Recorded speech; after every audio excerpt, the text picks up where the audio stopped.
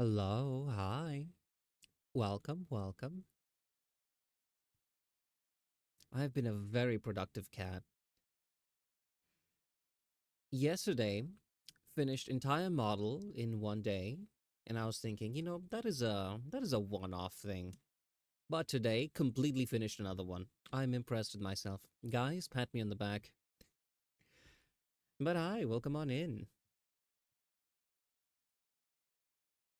Oh, I see someone has spawned in as a sandwich. Hold on.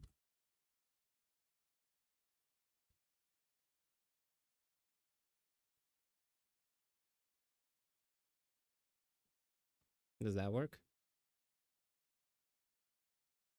Hi, Goldie. I don't know, stream avatar strange.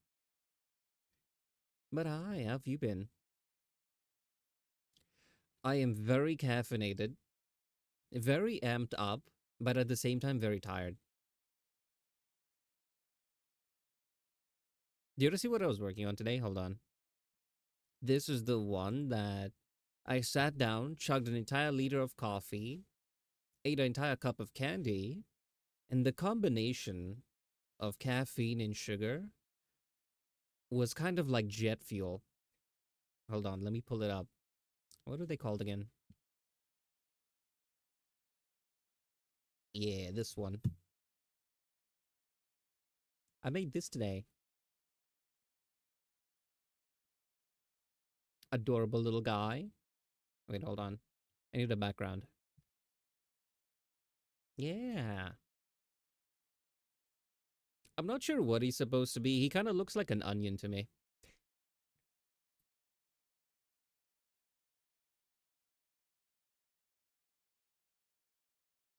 Caffeine doesn't hit so well.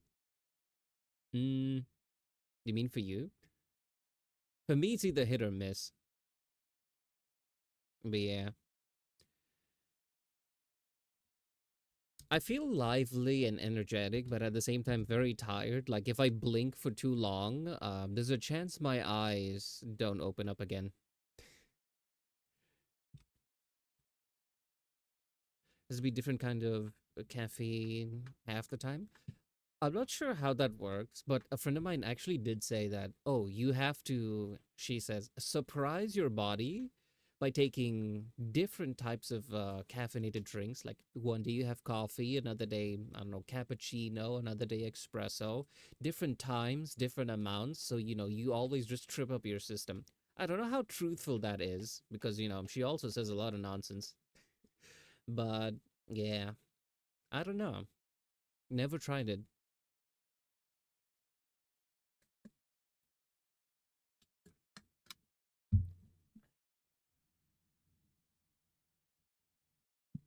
Maybe there's some truth to it. I don't know. She's one of the most caffeinated people I know. If we finish this hot shack model, that'll basically be two models in one day. Do you think we could do that?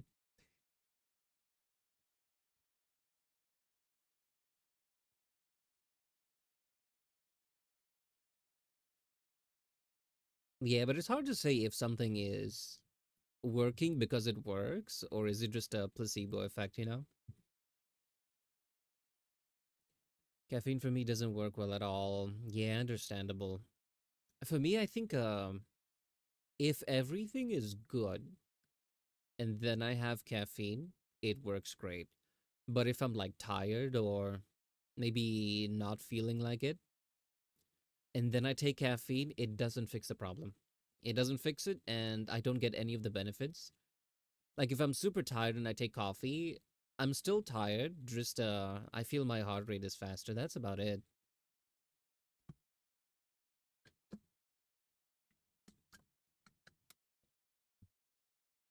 was thinking about grabbing a couple donuts. I have them on my table here, but one of my cats just used the litter box and now the room smells, and I don't feel like it anymore.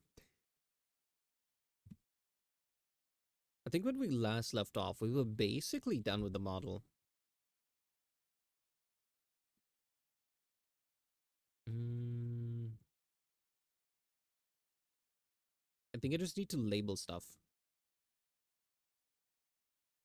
Don't know what this is for.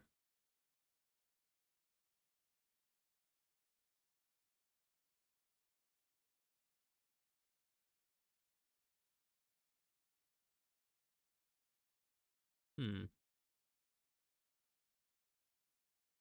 This one is curvy as by default, but this one's straighter, which means it's easier to make wiggle. We'll keep this one.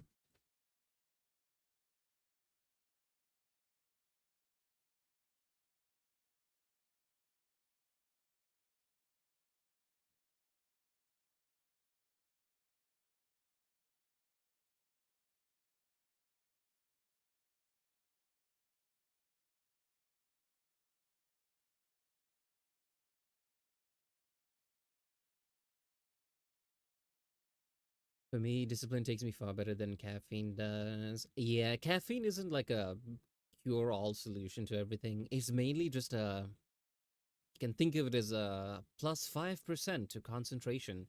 If your concentration is zero or like productivity is zero, then extra 5% is not going to help anyone. Extremely focused, caffeine doesn't seem to exist. Yeah, makes sense. If I'm a little focused and then I take coffee, it really works wonders.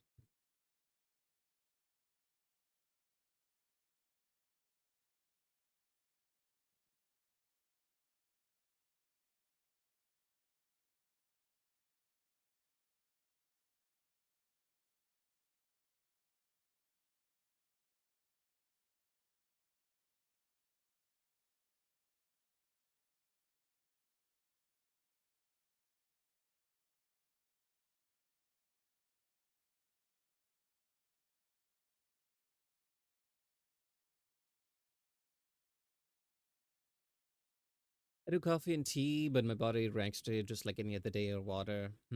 If you don't take it, do you have like the negative effects? Because the problem about getting too used to it, building up a tolerance, is the moment you stop taking it, like you kind of just flatline and you need it just to be quote unquote normal. You don't have them much. Ah, okay. Yeah, different people are, everyone be different. So yeah,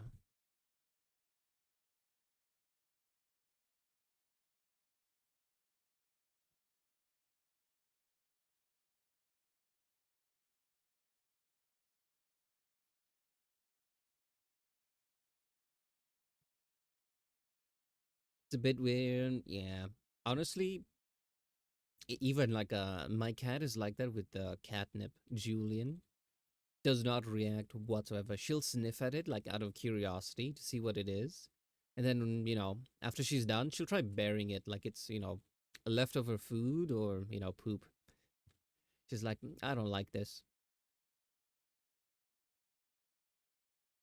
Okay, I was just checking this. You need to copy two, three, four.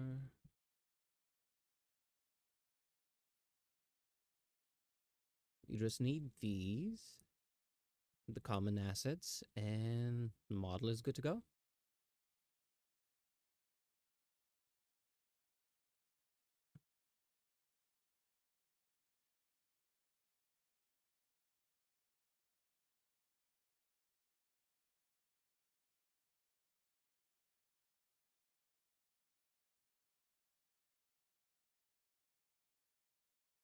Ooh, I got a couple of people who bought the pay to use models. You see, like these little ones from Booth. I think earlier today.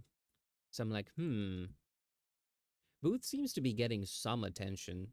So I'm like, should I start making more? Just mass producing all of them.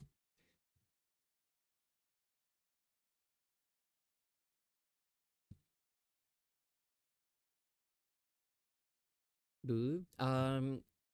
It's basically Japanese Etsy, but a lot of people you can get like pay to use models from there.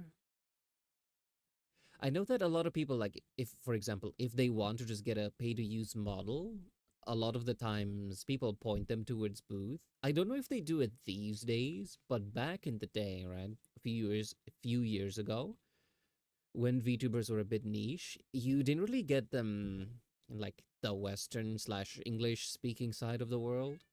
So if you wanted it, it was more of a Japanese thing. So yeah, before like if you go type VTuber model on Etsy, you won't find it.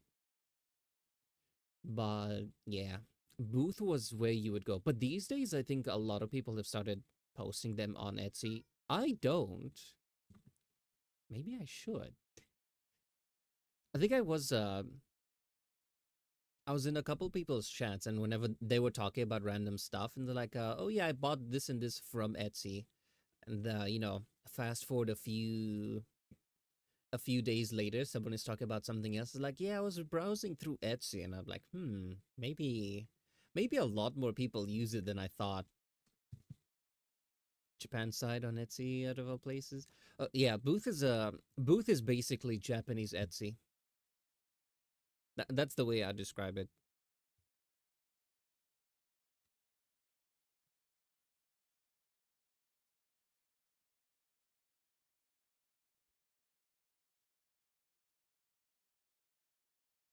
Never used any of them before. Actually, I haven't either. Truth be told, I just started posting my stuff there, and yeah, it's kind of like Twitter or Reddit. I never use it as a user, but to post and promote my stuff, I just show up, post it, and leave. I feel like that's a bit of a bad thing. Like before I started streaming really, and I was just doing art, I was like, posting on Twitter, I would mainly attract the attention of other artists, not potential VTubers slash feature clients, whatever. So I'm like, a lot of effort to run with very little returns. So I'm like, and then I kind of just let it be, and it died. I would only ever show up when I do one of those like free models, like like for someone's community. Usually like one of the communities I'm in. So yeah, I'd post that there, put on the art tag, it gets reposted, gets a bunch of attention, and then I like disappear back into the shadows, the commission hole. Those free giveaways, yeah. I used to do that, but then I stopped because I don't like giving things away for free because people don't appreciate it. If someone pays with like their hard-earned cash, they're gonna use the model. If not, there's a good chance that they'll just discard it and never use it again. That is like I have a few models just laying around that have never seen a live stream simply because the person who got it for free, and then after a while they're like, I've decided I don't want to stream, and then just like vanished. Like pre-debut, never streamed before.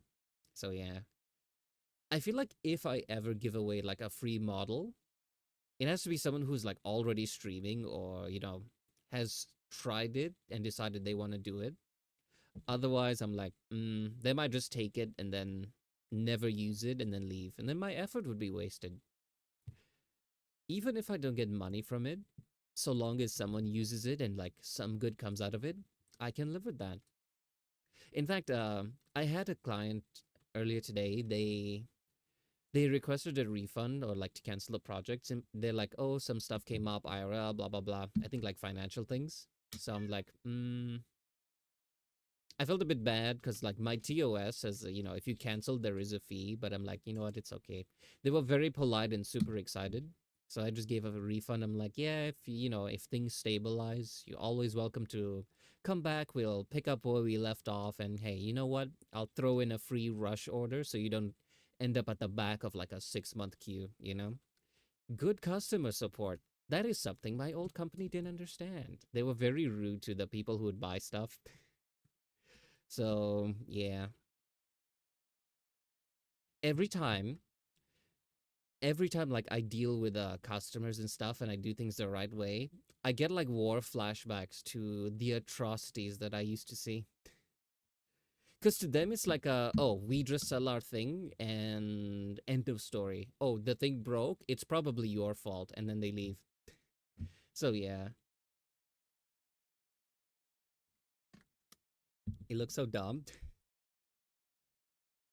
Did you know there was one where, wait, hold on.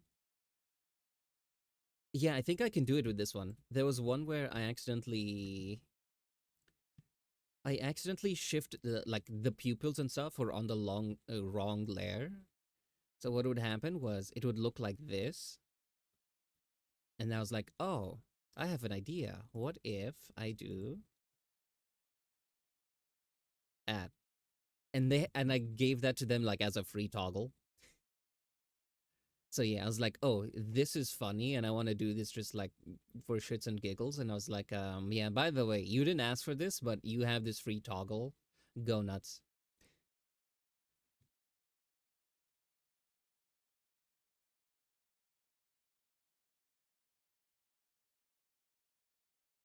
Ta-da. Maybe I'll actually do that for this model. So you get a little silly goofy thing. But yeah, if you're ever an artist or you do like commissions and stuff, a good customer service takes you a long way. Like for instance, on VGen, I've been here for years.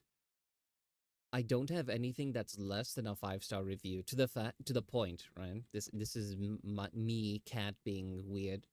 Like the day that I get one that's 4 stars, they're like, this is perfect and amazing, no critique, and then they accidentally click 4 stars instead of five. I think my heart will break, my streak will shatter, and I'll never recover.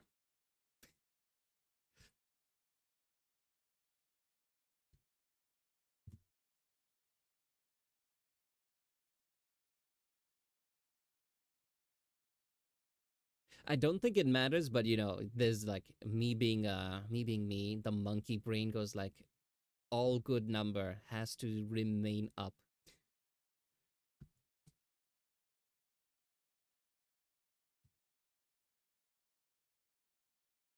Some kind of placebo there. What do you mean?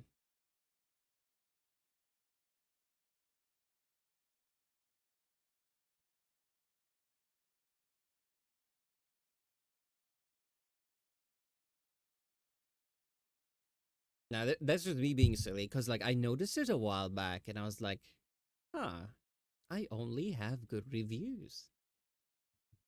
I think maybe VGen is just like having one 4 star. I don't know if that's how placebo works, but I do get what you mean. Yeah. In fact, placebo is like, for example, if I say, hey, take this medicine and it'll cure your illness, and then you eat it and you start feeling better, and they're like, wow, the medicine worked. And I'm like, actually, it wasn't medicine. It was just a lump of sugar. But you thought it was medicine, and then you actually physically started feeling better. That's like placebo. If someone's like, hey, eat this, it's poison, and then you eat it and you start feeling sick, and then they tell you afterwards, they're like, oh, it's actually not poison, it's just sugar, it's harmless, but you were actually feeling sick. It's called nocebo. It's the opposite of placebo. Yeah. That's a fun fact you now know. But yeah, I'm a very silly perfectionist cat. To the point, if you see me rig models, sometimes you'll see me zoom in like this and like look at the pixels and everything. I don't think, yeah, it won't actually be an issue. I'll look at it, maybe send it to a friend and tell them like I'm devastated, crying, and can never recover from this. And then like 5 minutes later, I'll be back to normal. We can look at it in the way there's at least people who look at the stars, knows I'm not AI. Wait. Or you can look at it in a way it's like at least people who look at the stars, no, I'm not AI. Yeah, that makes sense. To be fair, sometimes reviews, what's it called?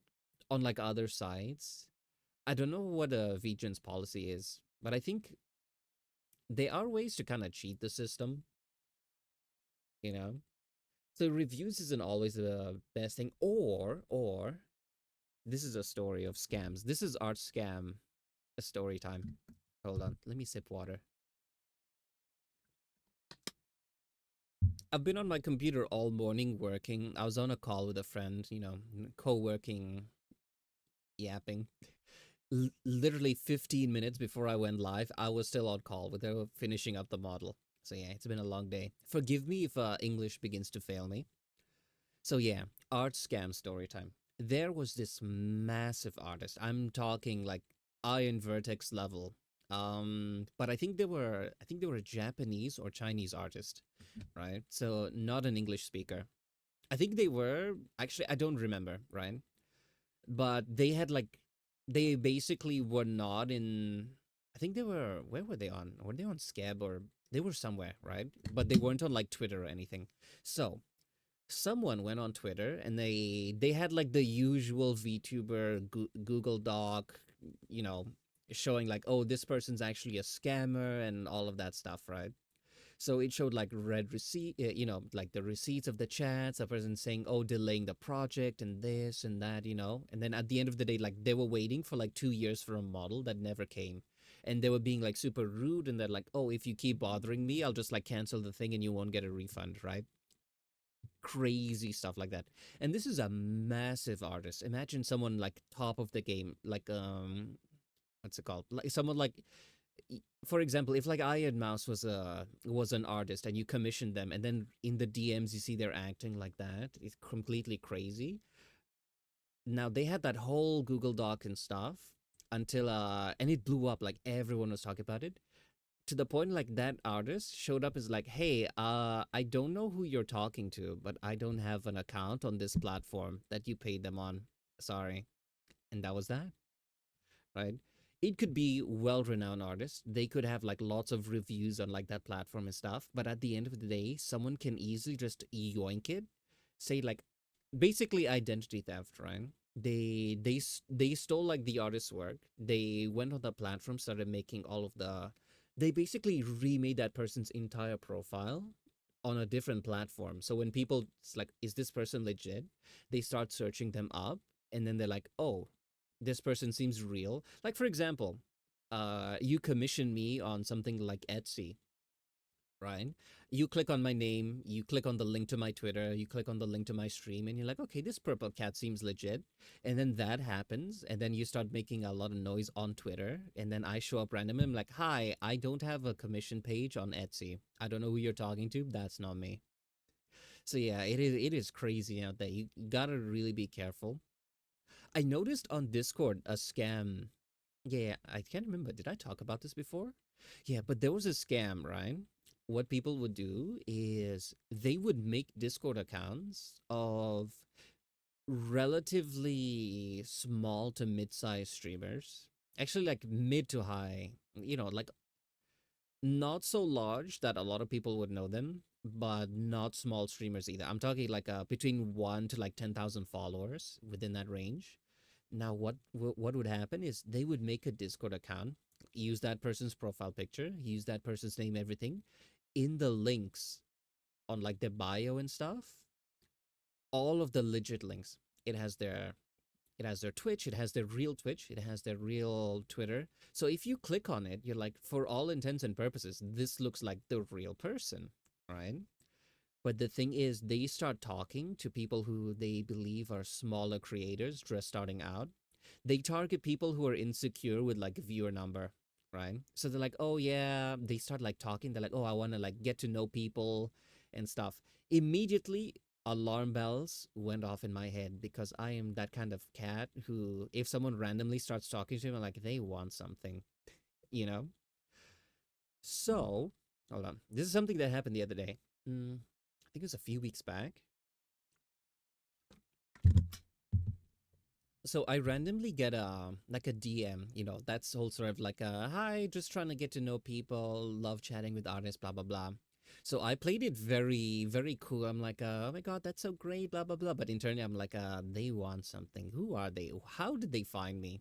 I click on that thing. I'm like, oh, there's only one mutual server, and it's some. I think it's called EN Tubers, something like that on Discord. It's one of those let us all collab and grow together, all of that stuff, for people who are beginning, aspiring, or like smaller creators, that kind of stuff. There are like 1,000 of them, right? So I forgot that I was in that server because I joined it in like 2021 when I just started as an artist. I didn't have a model, nothing. I just started out, right? So I see that is the only mutual server. So I'm like, they must have found me from there, right?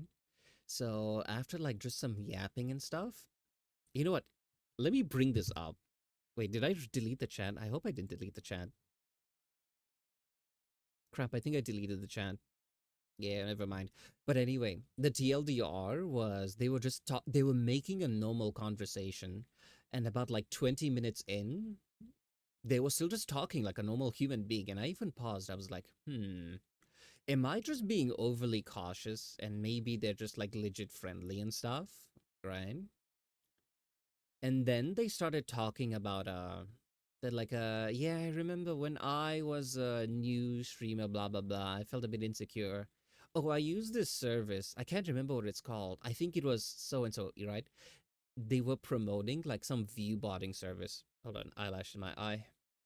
They were promoting some view botting service, but they were pretending to be like a they were trying to they were not just be like, hey, use this thing, get extra viewers, blah blah blah. They wanted to establish like a acquaintanceship, friendship in the beginning, and then they're like, oh, I used this thing when I started out, and it worked great for me. And then they pretended to not even know what it is. Like, it's too much to explain. But I think they're called. You could search them up, whatever. They're very nonchalant like that. And then I saw that. I'm like, oh, actually, I don't want that. I prefer having a smaller chat. And I was just like, oh no, thank you. And they're like, okay, that's cool. Immediately, conversation died. I'm like, okay, they were trying to very stealth advertise a service like that. So I'm like, I didn't say anything to them. Immediately go to the server, message the mods, show them screenshots of everything. I checked like I think a couple days later, that person was banned. So I'm like, okay, this is my good deed of the day. I even considered leaving that server simply because I don't use it, and that's where bots are. And then I thought, you know what? There's a lot of maybe younger aspiring creators who would probably be vulnerable to things like that, right? Like I know it's a scam right off the bat, but someone may not. So I was like, what if I remain in this server simply so when bots are kind of scouring through the members list and just mass DMing everyone. I get one, and then I report it to the mods. They get banned, and other people are, they're all good. So yeah, I'm like, you know what? This could be like my little charity. It's only happened like a couple times, but I thought, yeah, I'll just stay there. But yeah, when I first started, like you could straight up get commissions on Twitter. Like, I don't mean you have a page and people start following you, and you'd literally just post like, "Oh, commissions are open. I have this thing," and you post your showcase, and then people who are looking for it, who are like, "Oh, I want a VTuber model," they search in Twitter thing, and then they see, "Oh, that's an artist. That's a nice showcase." Reach out and all that stuff. Yeah, you could do that back then. Like I think I had a couple of full body. Sorry, there's an eyelash in my eye. You could get like full body commissions from me back in like 2021 just by searching up like that. So yeah, as time went on, more and more bots started infiltrating Twitter, and everyone for every real artist posting something like that, there's like 10 bots. So at the end of the day, the real artists were drowned out by the noise. It's like, okay, I need to figure out how to pretend that I'm not a bot. Sorry, not pretend. I have to prove that I am not a bot. So then I heard about this small little budding platform called VGen, right?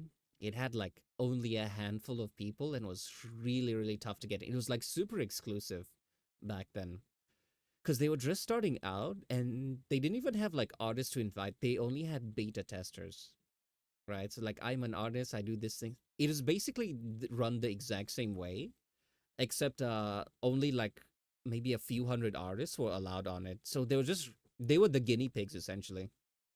Dead internet theory, exactly. It's getting wild. So yeah, I how did I do this again? I very shamelessly would comment on like their posts and stuff, be like, man, they would post about like what they're doing and their goals and stuff. I'd be like, wow, that is amazing. I would love to be a part of it and all of that stuff. I would use their like hashtags whenever I post art and things like that. Eventually, I just randomly wake up one day, roll over, pick up my phone, and there I see it. I get an invite code. I think I would comment on their stuff. I'd basically just be very visible, always around. And they have this monthly art challenge, which like I would join, and I think they have like a monthly theme each time it changes. I would join their contests. I would be on like their Discord and stuff. Eventually, they're like, this person's posting art. They seem to be a real person, not a bot. And then I get the invite code, and ever since then, it's been smooth sailing. So yeah. Ooh, speaking of bots, I I saw that I can't remember if it was Twitch. I think it was Twitch, yeah. Advertisers were kind of complaining about like the bot issue, right? Simply because they noticed that sometimes they see they would get a sponsor, they would like offer a sponsorship to a creator who has like 3,000 viewers, right? And they'd offer a sponsorship to someone who has like 300 viewers, right? But when they look at the data based on like, oh, from this person, from the really large creator with 3,000 viewers, they actually got less sales compared to the one who only had like 300. And they're like, this is something they would see consistently across like the larger creators. I think like across Twitch, not like the legit ones. You just like Twitch is very massive. The people who have like tens of thousands of viewers, you may or may not even know their names at this point. And God knows I don't, right? So yeah, it's not a recent thing. It's just always been happening. It's only now that they're taking action.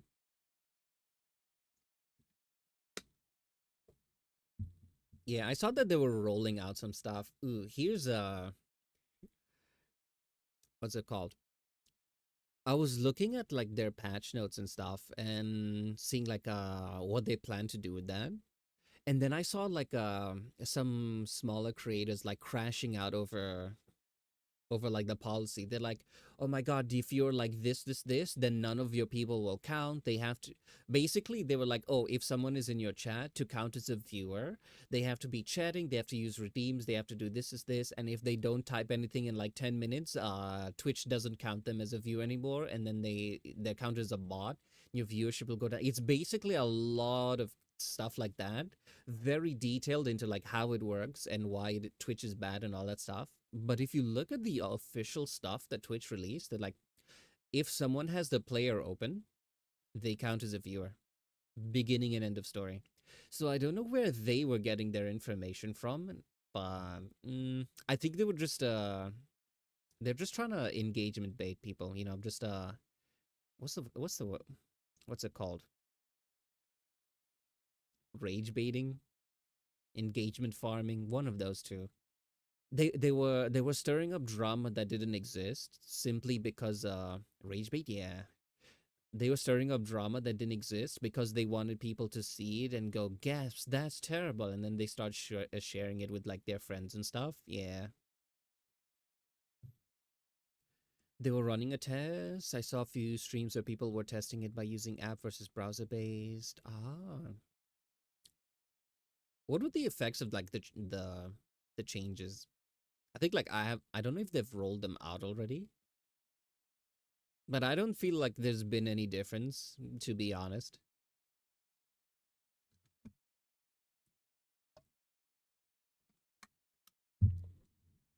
I'm curious how that turned out. I think it hasn't been a blanket rollout dressed yet. Oh, okay, okay. So there's still a chance. So I am hungry. I have some donuts here. It's my older brother's birthday, right? I told him to get like a cake. I told him, hey, you should get a cake and be happy. But he's one of those like gym rat health people. I don't know, right? So he's like, no, it has a lot of calories and all that nonsense, right? So I was like, okay, don't worry about it.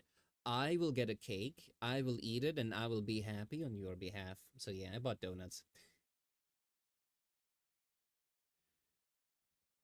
But some of the results showed people were being counted on the app more frequently than they were when using a browser.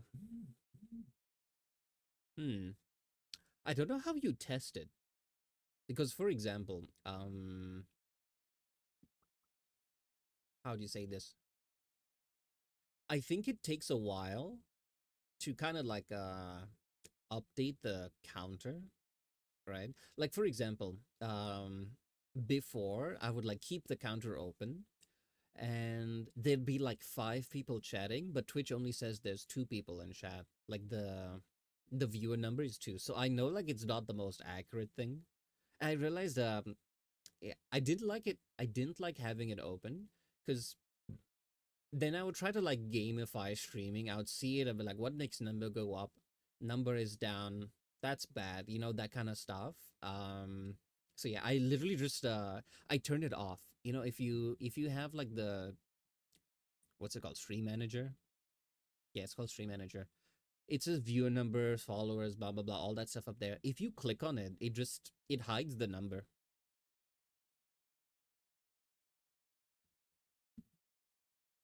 They found they can refresh the number by running ads. Oh, yeah. I did notice that while I was in someone else's stream, like if I'm a chatter, right? If I'm a chatter and like an ad runs, you can see like their live number. As soon as the ad is done, that number, like as soon as it's finished, that number either sharply kind of just increases or decreases as soon as the ad's done. So yeah, I think I have seen that. It's just I didn't like put two and two together. So there's a lot of black box testing on different methods, but since the black box is still a guess, yeah, you see the thing is about guessing is there's no confirmation and anyone can write whatever conspiracy theory that came to them in a dream.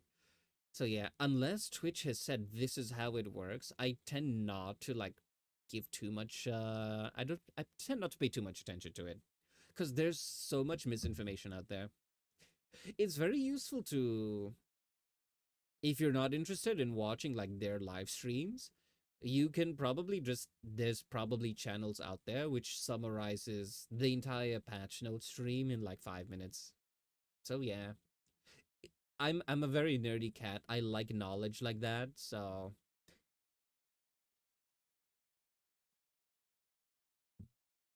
true, but sometimes misinformation comes from the company itself. So it's hard to trust either. Yeah, I'm not saying trust them 100%, but if they're like, hey, this is how it works, that statement has more weight to it than random person with 10 followers on Twitter, you know? That's the way that I look at it. Speaking of well not in misinformation, but like Twitch, I saw that what's it called? What Dan Clancy, right? The CEO of Twitch. He's a streamer as well. I think he goes by DJ Clancy, something like that, right? So he was in like other large streamers chats. Is like, hey, I'm doing this charity thing. You should feel free to like raid me afterwards and stuff. And some people were pointing out that hey, doing that is like considered spam and potentially against Twitch's TOS, which I thought was funny.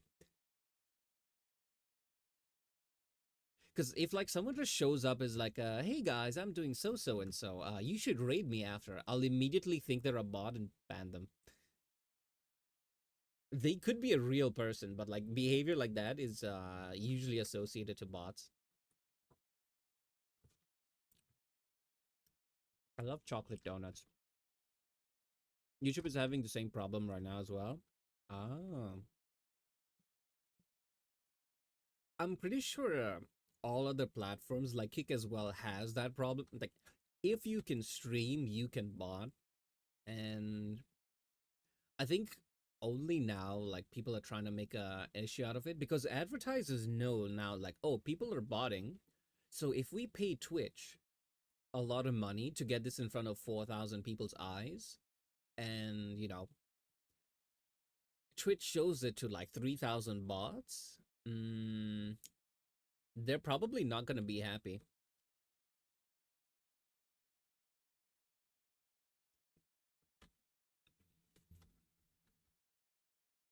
Kick is funded by gambling sites, so that's affected. Yeah, I think they're trying to shift away from the whole gambling stuff, and they just want to be like Twitch 2.0 now. They still have like a bad reputation and like a lot of bad press, but I have seen people talking about how it's changing.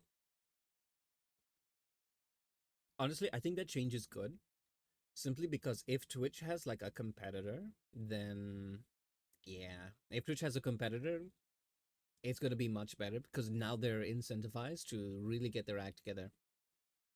Yeah, they need to clean up their content. Yeah, basically, Kick is the foster home for people banned on Twitch. Like, yeah,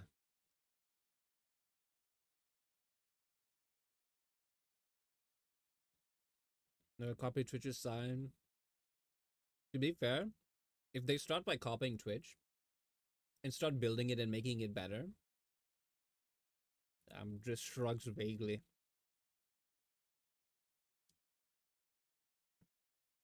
I saw that I don't know if you guys are familiar with GTA RP, like GTA roleplay, right? There's some people they what's it called?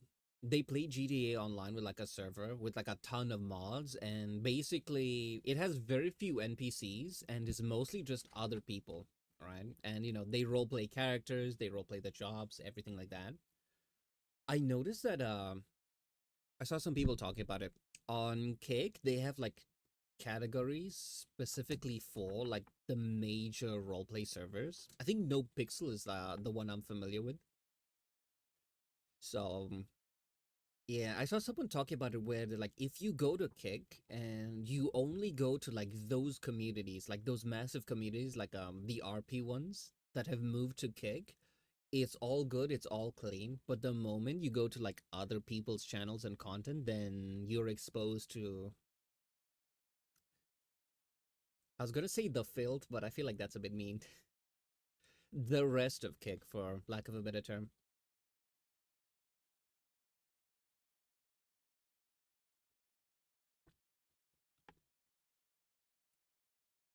I saw someone they're like, oh, if you want a multi-stream, what you could do is you can stream like you can also stream on Kick, but you can just pin a message in the chat that says, "Hey, no one is look. I'm not gonna look at this chat. We're not gonna be using this chat. If you wanna type and yap with people, you can find us on Twitch. So you can kind of just pull people from there.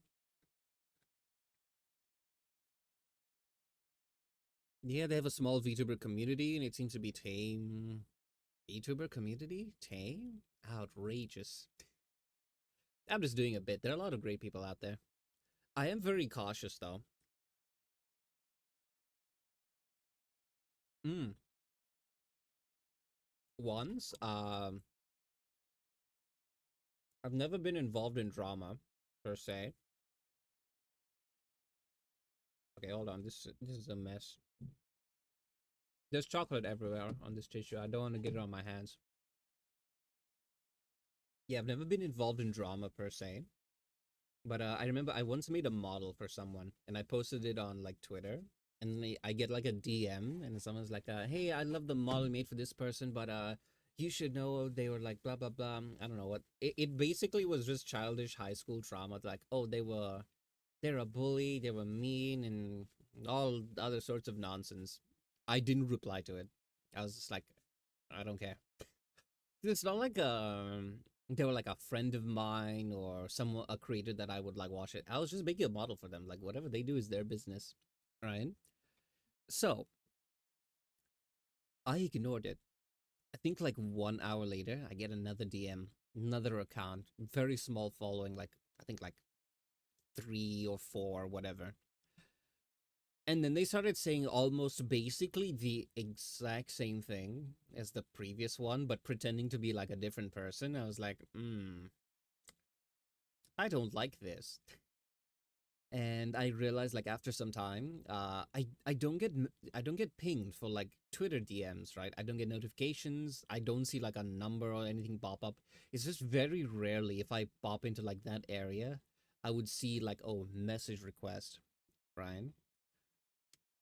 There were a few people who reached out asking about commissions on like Twitter DMs, and I just did not open or reply to them. I did recognize a lot of their names because they reach out on Twitter and then they don't get a reply, and then they like maybe they go through my profile. They're like, oh, that's his VGen link. They click on it, and then they message me on VGen. So after that, I realized that happened a couple times. I just turned off Twitter DMs. This VTuber model looks so British. He's in a teacup, so I don't think you can get more British than that. It seems to happen a lot on Twitter. Yeah. Hmm. I don't know. Twitter feels like the kind of place where you follow your friends and creators you like, artists you like, and then you know the settings. There is sorry, you go to the settings. There's like for yous and following and the people you follow. Just select the people you follow, you'll be much happier. Also, I may live in the UK, but I'm not British and I don't like tea. I sit in this teacup because it's comfortable.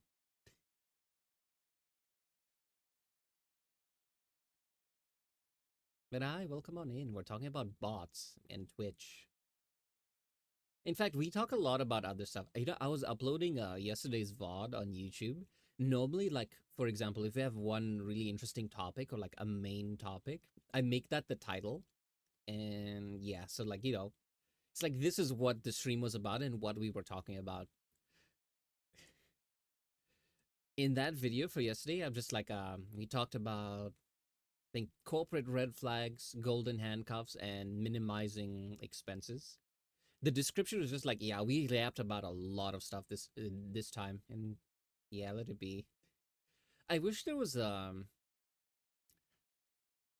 think there's a way to use not AI, but like YouTube's system that it automatically makes chapters, but I haven't figured it out yet. Because we have like a lot of topics. Some of them interesting, others is just like random nonsense. But yeah, I've decided that I don't know about multi-streaming. I don't know if my PC can handle it because I have a really good one. I think it's a 4070. Mm, okay, I think that the CPU was supposed to be with I think a 4060 Ti, but they didn't have the 4060 Ti. And what I did was I just went up and I was like, okay, I got 4070. So I think there's a little bottleneck. But yeah, pretty good PC. I run everything no problem. Um yeah, been having fun, but I don't wanna stress it too much. So yeah. Otherwise I would have considered multi-streaming. I don't know about YouTube. In fact, the more the merrier. I do have a friend who she streams when she streams on Twitch. She also streams on TikTok, but that's mainly because she's like a before she started streaming, she's like a TikTok influencer, all that stuff. So most people would know her from TikTok. So what they would do is like they'd see her streaming on TikTok, and if some of them would either just donate directly through TikTok or they would like move over to Twitch. So yeah. But if I didn't have already an audience on TikTok, I don't think I would. I have a TikTok account. I just never used it. I think I posted like a couple stuff like speed drawings and this and that. Then I realized I'm getting the attention of artists. I want the attention of people who don't make art but want art, if that makes sense. So yeah, that's why whenever I post like showcases and stuff on Reddit, I mainly go for like the VTubing subreddits because those are people who want VTuber models, want VTuber assets, want this and that. So yeah, internet is more of a bottleneck for multi-streaming unless you use a multi-streaming service. But what if you have like crazy fast internet? Because I do here. That's like I think 1 Gbps, which is insane. Sorry, let me not talk while showing. I think it's a bit rude. I know some people don't mind it, but others like they would rather claw out their ears.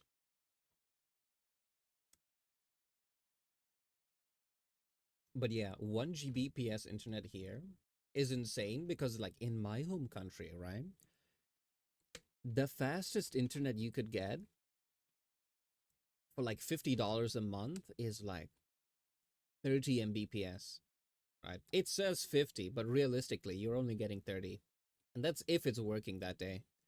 So yeah, the fact that I had 1 Gbps when I moved here, I was so happy.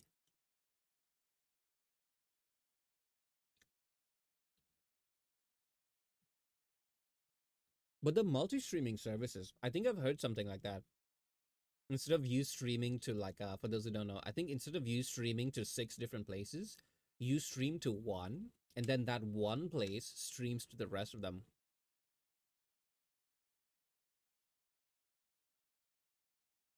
I did the calculations about 6 months ago. Even with 250 Mbps internet at that time, I could do multi-streaming with three plus services. Then yeah, I'll be fine.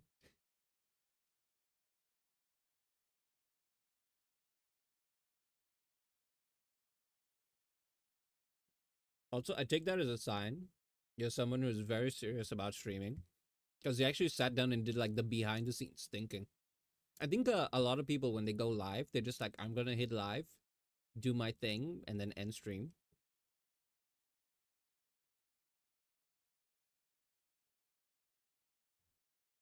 I like data. Oh yeah, me too. I like the data that's already been processed. I don't like raw data. I like processed data, and that's designed to be submitted in a very simple way. I'm no data scientist. Um, in fact, you know how we had the UV chart, right? Um, it's a very basic chart that shows UV index to time to the sun, blah blah blah, all that stuff. I think it melted the brains of a few people from Feathers Chat. Raw data, yeah, raw data is basically you just have the numbers, but you don't know what they mean, and then you have to like put it in a graph.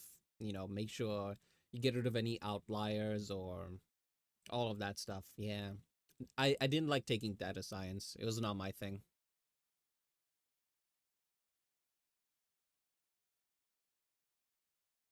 Did I build a big data solution for a previous employer? Everything from parsing raw text and binary data, move to DB, then build charts and reports of it. You know who doesn't understand or appreciate data? My previous employers. I sound like a bitter ex. Yeah, they would only they go off vibes, right? Rather than what the numbers say. But they were engineers, so that if you show them the numbers, they will respect it. But if you tell them anything like, "Oh, this is how this works," they'd look at me like I was a dumb kid, and it was like, yeah, yeah, yeah, just do this thing. I don't know why you're wasting all this time doing the blah blah blah blah blah." So before I left, I gave in a 2 month notice because like if I leave suddenly, they're screwed, right? I was their marketing department. So if I just up and leave and they don't have replacements, they're screwed. So I gave them 2 month notice and they let me go after 1 month. So before I left, I'm thinking they basically were waiting for me to leave. Not kicking me out, but like, okay, he's leaving. We don't care. We'll endure him for like a month, and then never have to think about it again. So before I left, I made a full presentation about everything I've done, what I've been doing, my plans for what I plan to do in the future, and the projected earnings from that. And yeah, it was in the tens of thousands of dollars, right? I even compared the company's performance to like what I was doing. I'm like, I have how do you say is I like surpassed what you guys have been doing in a single post on social media. That one post was I think like 3 times more effective than 5 years of their social media presence combined. So yeah. And then I started doing the whole analytics of okay, this is the value of like one view, one impression, one engagement, and you guys pay this much for this thing because they use Google stuff. And I'm like, I did this for free, went viral for free because I used this strategy, and I basically saved you guys $15,000. I was like, anyway, I didn't have time to fully finish everything, but I'm sure you guys can figure it out. Thumbs up, smile. If you don't have any more questions, I'll be at my desk. I am petty bitch. But I live for it. It's fine. Remember this every time. If I collab with someone, they're like, "Man, I like Ordikai. They're super polite. They're super nice. I can be very catty. It's in my nature. Do you not see the ears?" Hmm? I was supposed to ask my friend, one of my former coworkers, like if they can yoink the presentation for me because I made it available for everyone in the company. Um, yeah, it was just like in their drive with like social media stuff. I'm like, this is an important thing in summary of blah blah blah. So anyone who clicks it, yeah. Same for the previous job, but once I gave them real data, they changed quickly.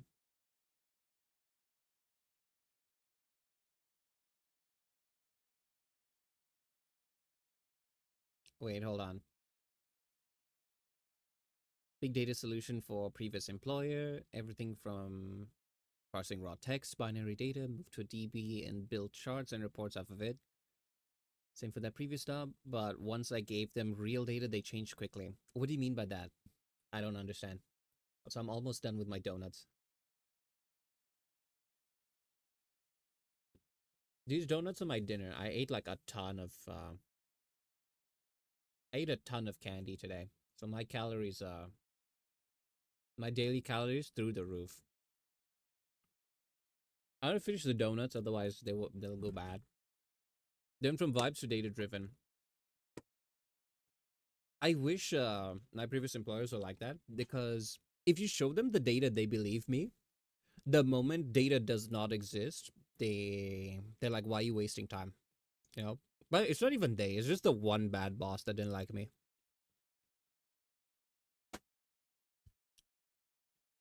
Yeah, because every time I show them the data what I'm doing, big boss super impressed. Is like, yeah, it was worth bringing this guy in. And then he has like the like an evil witch whispering in his ears and then filling him with doubt.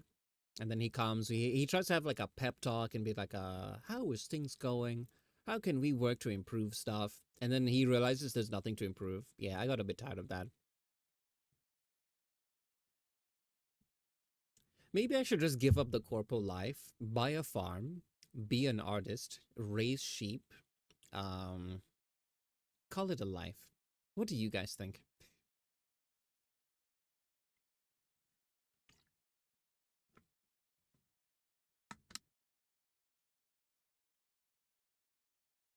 I think a problem that I have is I'm very baby faced. It's kind of hard to take me seriously, I guess. That's why whenever I had to meet with important clients, I would put on my monkey suit, is what I'd call it. It's basically really nice suit, gel back hair. I'd even have like cosmetic glasses, right? So it's glasses that excuse me. It's glasses that don't have like a rating on them. It's just glass. So yeah, when I put it on, like I think it looks like I aged by like 5 years, right? To the point that I was handling a meeting with some CEO in some company in the Philippines, right? And I was like the only one in that meeting from my company until like the CEO decided to pop in. And afterwards, he was very confused, right?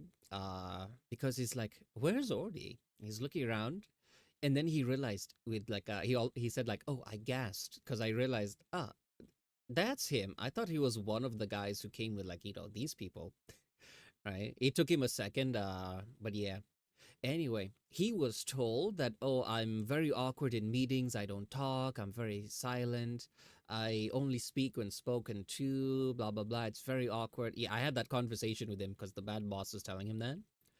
Until he popped in for that meeting and I straight up talked to him like, so do you have any like feedback for me? How can I improve running the meetings? He's like, "Nope, everything's done perfectly. I see that you've improved a lot, blah, blah, blah." I pause, look at him, and I'm like, "What do you mean? I've always been like this." Um, so yeah, I basically was what's it called? Making the other boss seem like a liar. I was like, I was looking very confused. I'm like, I don't know. I've always been like this. This is not something new. I have experience talking to people, and yeah, uh, I am petty cat. Maybe I should tone it down a bit. Maybe people might start thinking I am awful person. Uh, but yeah, I'll keep you guys posted if I ever dip back into the corporate world. You know, I saw like the job market is kind of cooked, especially for like younger people. That's I see like trades are making a rise. You know, like electrician, plumber, etc. Because a lot of the jobs where you have like a degree, like a graduate engineer, graduate business analyst, graduate computer scientist, all that stuff, right?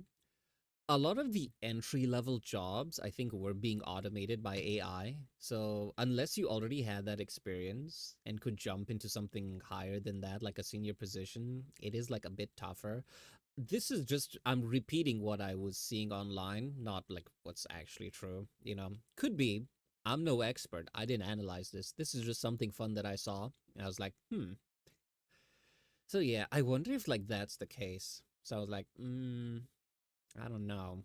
I want to redo. I think I want to redo my resume because like my live 3D and art stuff is there, but it's very vague and added a bit like a footnote. But I realized when like I'm talking to people like not even in interviews, just like chatting with potential clients and stuff like in the corporate world. A lot of the knowledge and tricks that I use, not even tricks, just a lot of the knowledge and experience that I have is simply just from handling clients, managing the projects as an artist, you know, uh dealing with customer satisfaction, dealing with marketing, dealing with clients directly, dealing with people who are super fun and easy to be around. Some of them are a little bit tricky. Fortunately, I've only had like a couple of them and like very early on. So yeah, I realized when I started working there, I thought that I would be learning a lot of new skills. Basically, one of the things I learned, most important lesson, is I already have a ton of skills that I've just not given myself credit for. So yeah, I'm like, this resume was made from the perspective of someone who didn't think they had many marketable skills, but I realized there's actually a lot of them. So yeah, maybe I'll go into like the more business side of tech because I realize this is my experience. I don't know how it is in like many other places. You have the salespeople who are good at talking, and you have the tech people who are good at like the tech side. But having someone who understands kind of like both of them, you know, having a foot in each world is a lot rarer because sometimes like during the meetings if I'm discussing potential partnerships with other companies, they would be like their engineer would be talking about really high level stuff. He was speaking as if the other people in the room were from a technical background. So he's talking about the science, the math, the algorithms and all of that stuff. Meanwhile, the people who are supposed to be funding this have probably don't know how to turn on a computer, right? Not even the know-it-all. That's just how tech people are. I don't know about computer science too much, right? But yeah, if you ask them to explain something, especially if you go into like the more hands-on tech side, they will explain in a lot of detail. They'll give you blueprints. Like for example, if you ask me how does a car work, I'm like, oh, you enter this car, this engine runs on fuel. You press this, it'll drive, it'll move forward, it'll take you where you want to go, right?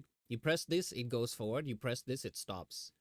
That's how a car works to a layman who's not a mechanic, not an engineer, not a technician, nothing, right? Your average Joe. But if you ask someone like from that old company, oh, how does this work? They'd be like, so this is the catalytic converter that does this, this, this. I can't answer that because I don't know what a catalytic converter does. I'm not a car person. To me, cars are boxes with four wheels. Yeah, they'll be talking about like the oil pressure and the radiator and this and that. Whereas the only thing the other person A can understand, B cared to understand was press this car go forward. Yeah, that's a lot rarer in the industry. I came to realize that. So yeah, they put me like in the sales position, and I was just like, I think they saw that I could talk to people, and they're like, oh, okay, we don't have to do this thing. We'll just dump it on Ordikai. So I was having like meetings with like executive level people from other companies. I'm just little cat here. I don't know what I'm doing. But fortunately, I'm very good at I play D&D. I'm very good at role playing, so I would just show up there super excited, shake hands, smile, laugh at their jokes, you know. I'm doing my best impression of a car salesman and, you know, they basically loved me. Anyone I had a meeting with, right? But if you see me IRL when, you know, I'm just like very chill. Literally today, my friend was like, yeah, you talk kind of like a robot, you know, because this is how I talk. I'm usually just like, yeah, that's nice. Oh, I saw this thing. That was great. Mm, how did that make you feel? Yeah, I'm busy. Oh, look at this cool thing that I did. Yeah, I talk like that. Very low energy, very chill, you know. I take off the human disguise, is the way I put it. So that's how, like, my closest friends know me. So in fact, like if any of them see me the way I am streaming, you know, like very yappy, very lively, etc.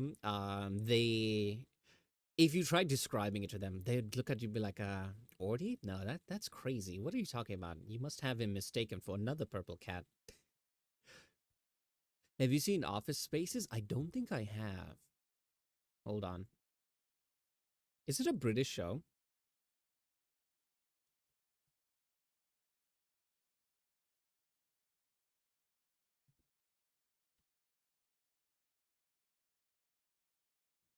It was a movie? Oh, okay, okay. I must be thinking of something else.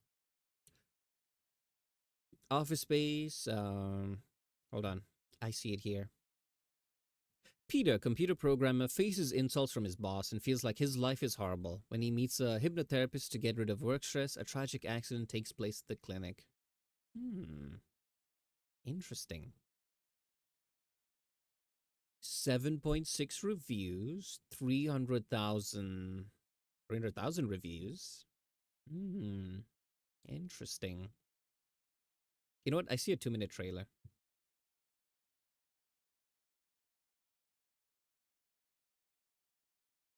Oh, it has the following preview has been approved from this. I don't know if they put that in movies these days.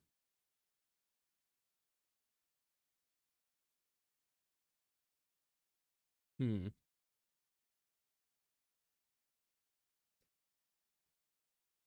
It looks funny. You know what? Where's my phone? I'll add this to my list.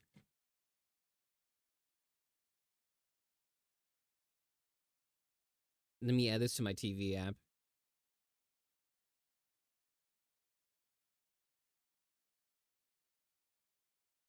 Yeah, this is giving my old company vibes. It's like, hey, this person has 50 badges. You only have like 49. That's unacceptable. They would like that, but they pointed to the employee that's working like four people's jobs at once. And they're like, see, that is a great employee. You should be like that. Meanwhile, behind their backs, that guy's like, yeah, I am dying here and I'm not going to be in this company much longer as a result. To say you find a lot in common with that show, you know what? I'm adding it to my list. Here it is. I have an app on my phone where I just add like all the TV shows and add all the TV shows that I'm currently watching. You know, you track like the episodes and if a new season comes out, it updates there. So I literally like, what do I watch? I open it and it shows me what is the latest episodes that are out. Yeah, they also have a movie function, which I think is nice. Hold on. Explore Office Spaces. You know what? I think I'll watch this tonight. Oh, sorry, Office Space. Is this the right one? Let me check. Peter Gibbons. Yeah, yeah, that's the one. There's even violence against an office printer. It sounds like my kind of movie. I saw the scene where the guy's like stuck in traffic and then he's looking to the side, sees an old person with like the little walking cane thingy passing him. Yeah. I saw that scene. I'm like, yeah, this is the movie for me. I added it. I'm a bit worried about looking at trailers. That's usually the case with like newer movies. Newer movies, the trailer is a summary, not a teaser of like the movie. And that I don't like that.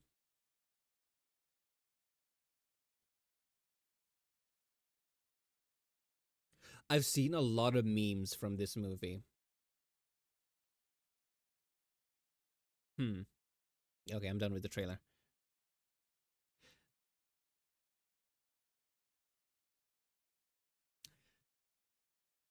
Hmm. A lot of memes from that. Yeah, I'm watching the trailer. I see certain scenes. I'm like, yeah, I've seen a meme of this. I've seen this before in a post. It's usually just a picture of someone, and then they have like the text. So you'd get the meme, but even though you've like not watched it, like my face when, etc. Like the conspiracy meme from I think It's Always Sunny in Philadelphia. I used that meme 1,000 times. To this day, I've only ever watched like 2 episodes. Yeah, I only started watching it recently because a lot of people love it. It's like one of those like classics, but it's very old, and usually with shows like that, it takes me a while to get used to like the production quality. To the point I'm even thinking, do I just skip the first season? Because a lot of times it shows like that, people start watching it and they're like, it's okay. And then those shows get better. And then when they talk, they reminisce. They're like, oh, I love this show because they're thinking of like the last handful of seasons when it got really good. So yeah, I'm wondering, should I skip like the first season of It's Always Sunny? It's a sitcom. Those ones are like, you kind of just drop in anywhere and you can kind of follow along. So yeah, that's what I'm considering doing. I've actually not had time for movies lately. I've been very busy, Cat. It comes as a classic. To be fair, one of my favorites, one that has a special place in my heart, is How I Met Your Mother. Is the one that I watched basically growing up. So yeah, I really like that one. Friends, I watched later in my life. So I have watched it. I think I like How I Met Your Mother better. There's a debate of like, oh, which one is nicer, all of that stuff. That's nonsensical. You can't judge flavors of ice cream. I just liked it more because maybe it's the first one that I saw, right? I like How I Met Your Mother because everyone has like very interesting plots and character growth, and this story goes somewhere. Like they have a destination from the very beginning. Whereas Friends is kind of just people show up, this is their life, which I guess was the whole point of the show. But I'm like, I don't know. It felt a bit too haphazard for me. I still enjoyed it, would watch it, but yeah, I like that one. I think from all the characters, I think I liked Barney the best. And not in a, oh, he's so funny and so cool. I think like throughout most of the show, he was kind of a loser, but he was funny to watch. And the way like his character develops, that's peak writing right there. Apparently, there was a sequel to the show. I think it's called How I Met Your Father, which is basically Barney. What's it called? What's the word? He's basically turning over a new leaf because he's a womanizer. His whole life is basically how to get women to sleep with him, right? Until like okay, that show was 2007, right? It's not spoilers. Yeah, the show ended with him having a daughter, and that's when he realized, oh, women are people. And then that's the time where he's like, I need to become someone who they will actually like and respect. So yeah, I think the spin-off show was basically him trying to be a better person. I've never watched it. I did hear some people didn't like it too much, so I was kind of scared to watch it. I did see a few memes from it though. I don't know, there's a lot of good shows out there. Currently I'm watching, what am I watching currently? Think I'm just watching two anime. I'm watching I think it's called Dan and Call of the Night. Yeah. Those are the two things that I just watch when their episodes come out. They're okay. I don't think they're like the absolute best. They're just kind of goofy and silly. And yeah, at the end of the day when I'm watching something before bed, I don't want something too intense, too crazy. Ooh, I did watch what's that show called? Wednesday? Yeah, that was pretty good. What good shows are out there? In terms of movies, I think Superman is out. Yeah, it actually came out a while ago. Yeah, I've been meaning to watch it for a while. Hmm. I heard Superman did really well. Fantastic Four was apparently it was a good movie, but didn't get good reviews because yeah. Is it Marvel? I think it's Marvel. Hold on, you know what? I need to search this up. Fantastic Four Marvel. Yep. Fantastic Four First Steps is 2025 Marvel Studios film. Oh, okay, yeah. Yeah, apparently it was a good movie, but people saw people saw this is Marvel and immediately turned away. Yeah, because I saw some people there talking about that, like, is it superhero fatigue? Like, are people just tired of superhero movies? Because superhero movies from like 2005 to today are basically like Western cowboy movies from like the 60s onwards, right? So it's kind of like that cultural phase, you know? Because back then everything was a cowboy western, and nowadays everything is a superhero movie, right? So some people were talking about it and they were like, are people just tired of superhero movies? Are they is it like too much? They're like, it's not the movie, it's the people.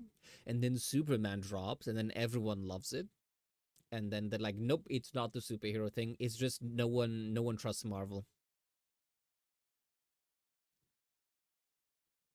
It had good massive opening results, but massive decline over following weeks. It's like live action anime, but oversaturated. Ah, okay. I've not seen it. I don't know what the effects are like. I think there's still an audience for them, but Marvel has not been focusing on the fans. They've been focusing on trying to get new fans. Understandable. I think Marvel just started sucking at making movies, honestly. Yeah. Apparently, this is how it was. Gonna use this thing and not for art. Sorry, Hotchank. If you want this super quick, I can work on it off stream. So yeah, but if you're not in a rush, I hope you don't mind. Okay, yeah. So basically, Marvel, they, if this is, their quality, right? Mm, quality. I'm really loving this playlist. It's a new one. Quality, and this is time. Got writing with stabilize on. Sucks, but I'm too lazy to turn it off. How do you spell quality? Quality. Yeah. It was basically like a Marvel started out good. Yeah, Marvel started out. Let me change the color. Marvel started out good. Then they got to like Avengers, Endgame, etc. They peaked like this, and then they started going down like that, like that, like that, like that. Then people realized, oh, these all suck. What's the point of going to them anymore? And then what's it called?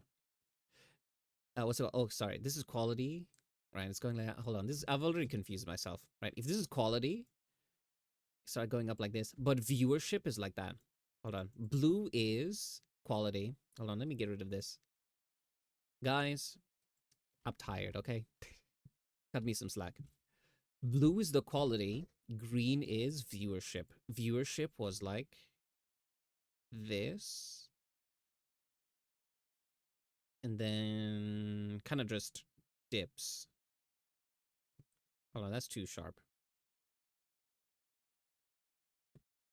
Not sharp enough.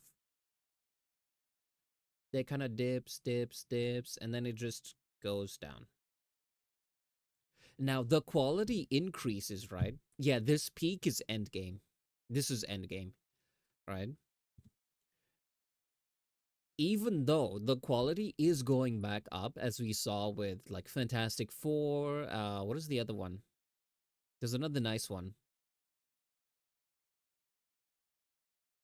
Thunderbolts. Yeah, it's not the best movie, but it was way better than what they were making before. Even though the quality is going up, viewership is still going down because, like, at this point over here, like, trust was broken. You see this in Ghost Sharp. Trust was broken here, and this is the point of no return. They're gonna seriously have to start pumping out really good movies one after the other for a very long time until people start to notice them again and be like, oh, maybe they're worth watching once more. Yeah. I think Marvel peaked at the start, is falling off after Endgame. Yeah, after Endgame, they're just like, what can we do now? Yeah.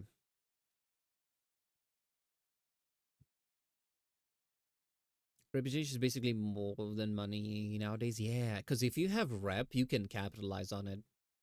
Think of it this way: if you're an influencer, you have rep but no money. You can go to a company and be like, "Hey, I have this rep. Give me money, and you'll have access to my reputation. Instant profit." So yeah,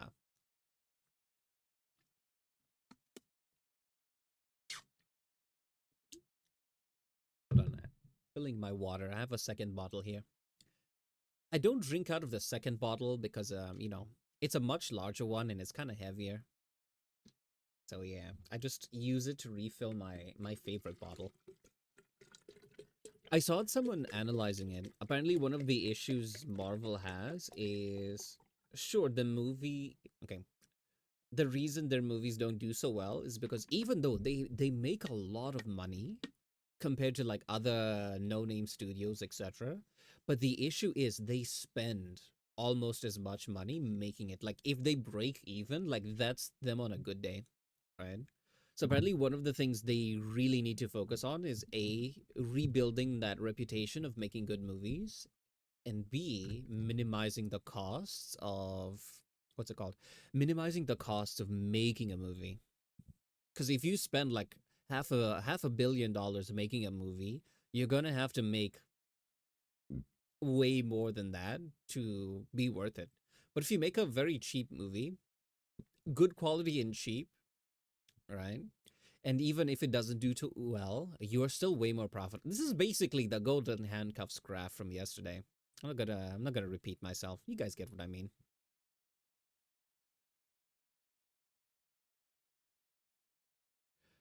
I rewatch Iron Man 1 is so good. Yeah, I think like every 5 years or so, I rewatch the Iron Man movies. Like I watch 1, 2, and 3.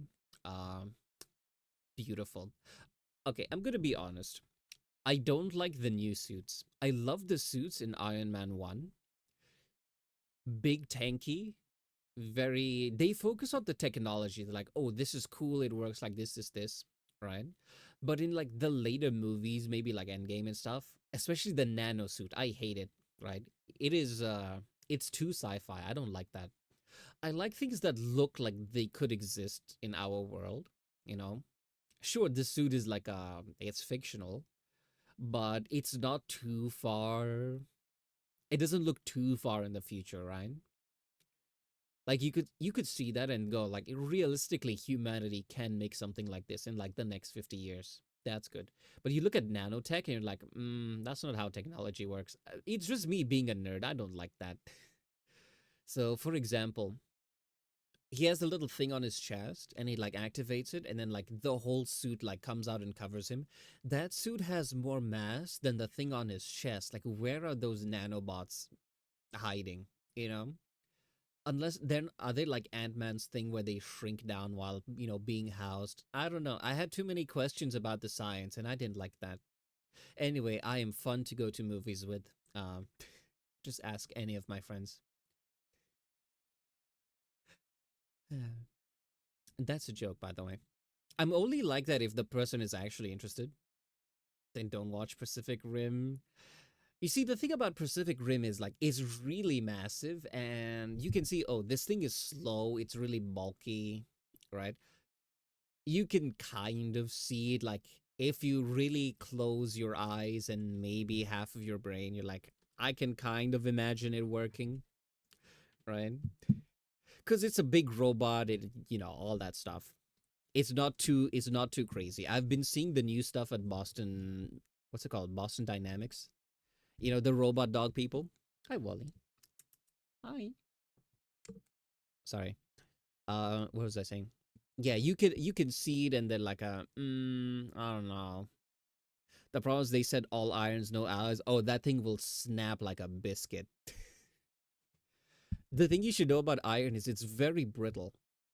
Um, it's hard, meaning it doesn't. Brittle means it's hard. It doesn't bend. But if it bends slightly, it doesn't bend. It just snaps like glass, right? That's why when people make super strong swords and stuff, they make it out of steel, because steel, if you hit something really hard, it doesn't bend so much, but it wiggles just enough to kind of like dissipate the force. But if you take something like an iron sword and you hit it as hard as you can, that thing will shatter, right? Yeah, and they fight in the ocean with only iron. Yeah, they're cooked. And combined with salt. Yeah, exact same idea, same time. You'll see it with the delay, but like as I was speaking it, you typed it out for me. But yeah, as someone who grew up by the coast, right? Literally anything metallic rusts. And you're not even in the water. You're just in the country next to it. I had two, like in Malaysia, right? I had metal tools that I bought and were kept in pristine condition, like the day I bought them, for years. I went back to visit my family for a few months. I packed my tools with me because, like, I was moving to them and then, like, moving somewhere else. Those tools only survived like 3 months before they were so rusted I had to throw them out. Yeah, it was like my wire strippers and stuff, you know. They wouldn't close properly. Like they would close, but the spring and everything was so rusted it wouldn't pop open.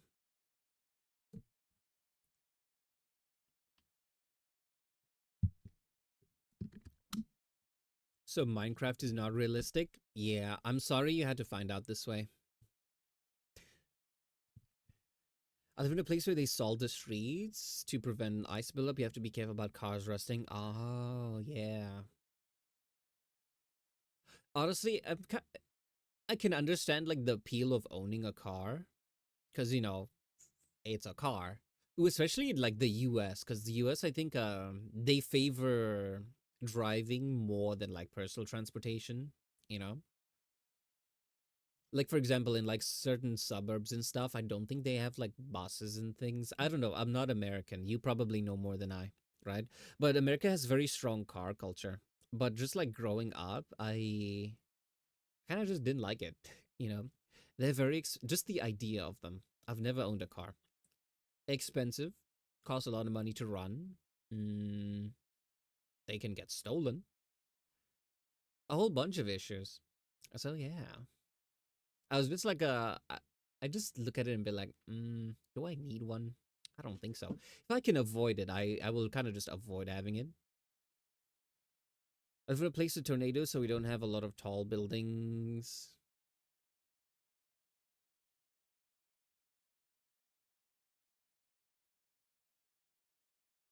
Public wait, does tornado living in like tornado country affect public transport? I don't know.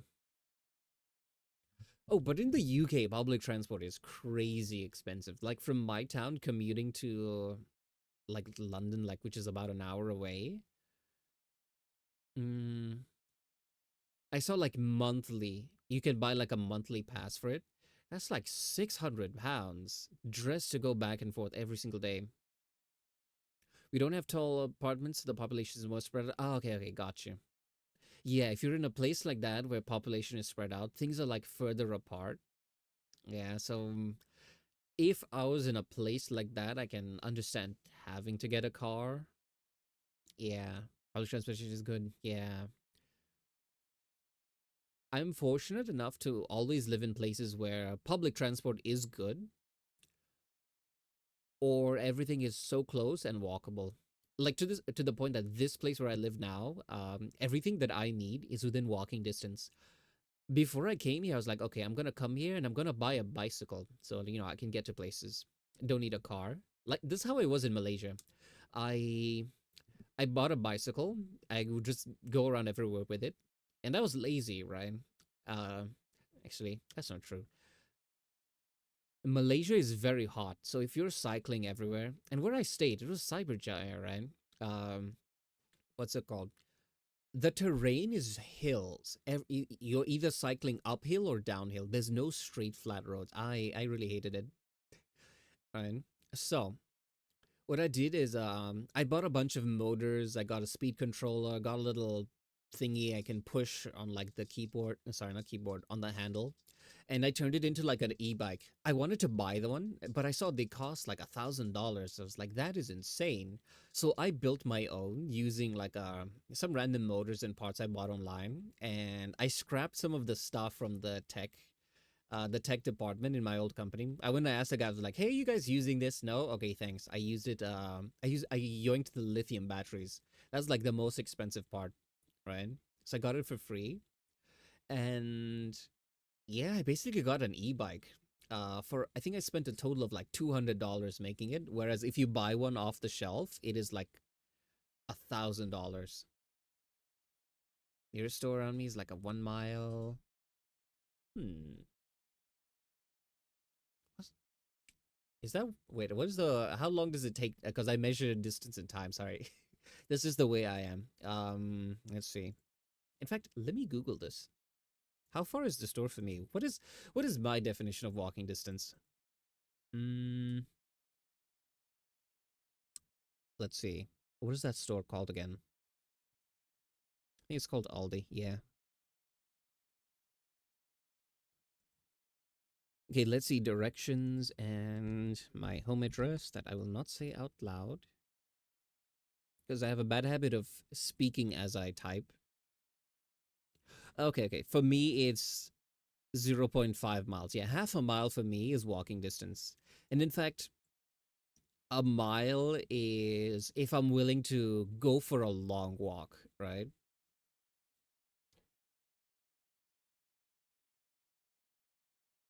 I know a place, I know a city like that, maybe or not, maybe 30 minutes from your place.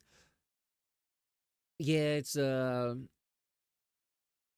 do you say this? That's the thing I really hated about where I was staying. It's all hills.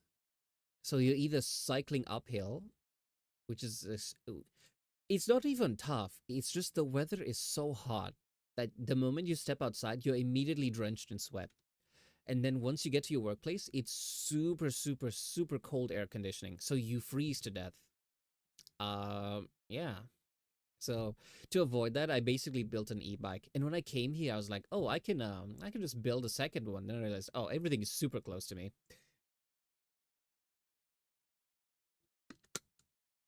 I think I have flexible hours, right? So if I want to take a break, I'll be like, okay, I'm going to go for a walk. I can walk for like a mile.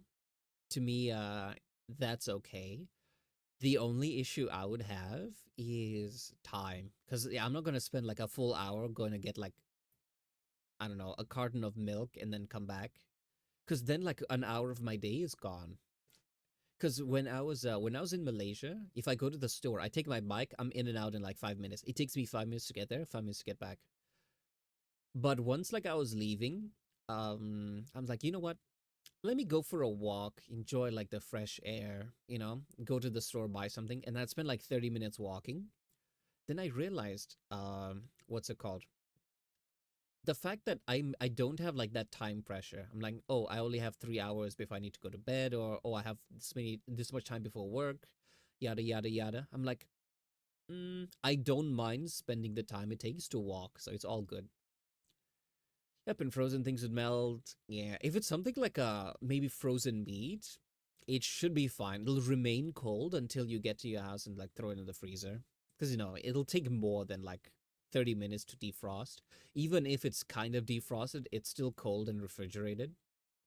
But something like ice cream, yeah. I realized especially with like the cheaper kind of ice cream, they make it very airy, right? So if you melt it and freeze it again, it's basically half the cup, because there's like a lot of air pockets and bubbles inside of it. I guess it's to fill the container without actually filling it with ice cream, shrinkflation and all that. So yeah, I didn't really buy a lot of frozen stuff. If I needed ice cream, there was a convenience store literally at the foot of my apartment building. Oh, I love that. It spoiled me. Like I would go shopping in my pajamas.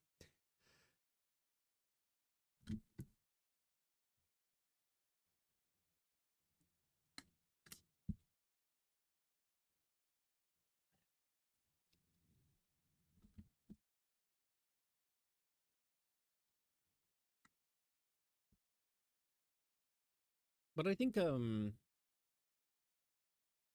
there's pros and cons to living like in a smaller town. Truth be told, one of my housemates, they live here, but they work in like London, right? And they like London as a temporary thing. You know, they show up, they spend the day, go to work, blah blah blah, then they come home. But they were telling me they're like, I would never live in London because A, crazy expensive, B, the knife memes apparently are not only just memes. So yeah, I like my kidneys the way they are, without any holes in them, and it's also just kind of just a lot dirtier and a lot less nice, right? So yeah, they're like it's a much cheaper place to live here. The people are nicer, it's friendlier, it's safer, all of that stuff. The only downside they said is it's a bit of a long commute, but they said that sometimes they work from home, so like it's not too bad. I considered like, oh, if I was to get another corporate job, maybe I should try working in London. And like, yeah, this person commutes all the time. They're fine, right? And then I saw like, oh, it costs like £600 a month to like just go back and forth. So I was like, that's crazy because that's basically how much I require to just live comfortably, right? Imagine you spend your entire month's living expenses just to sit on a train. I was like, I don't know. So yeah, well, something to think about in the future. I'm in no rush. What I want to do now is I've been doing this. I started this challenge accidentally. I'm like a 1 day, one model, and so far I'm on day two. I finished the model number two literally 15 minutes before stream. Yeah, I showed it off, the onion looking one.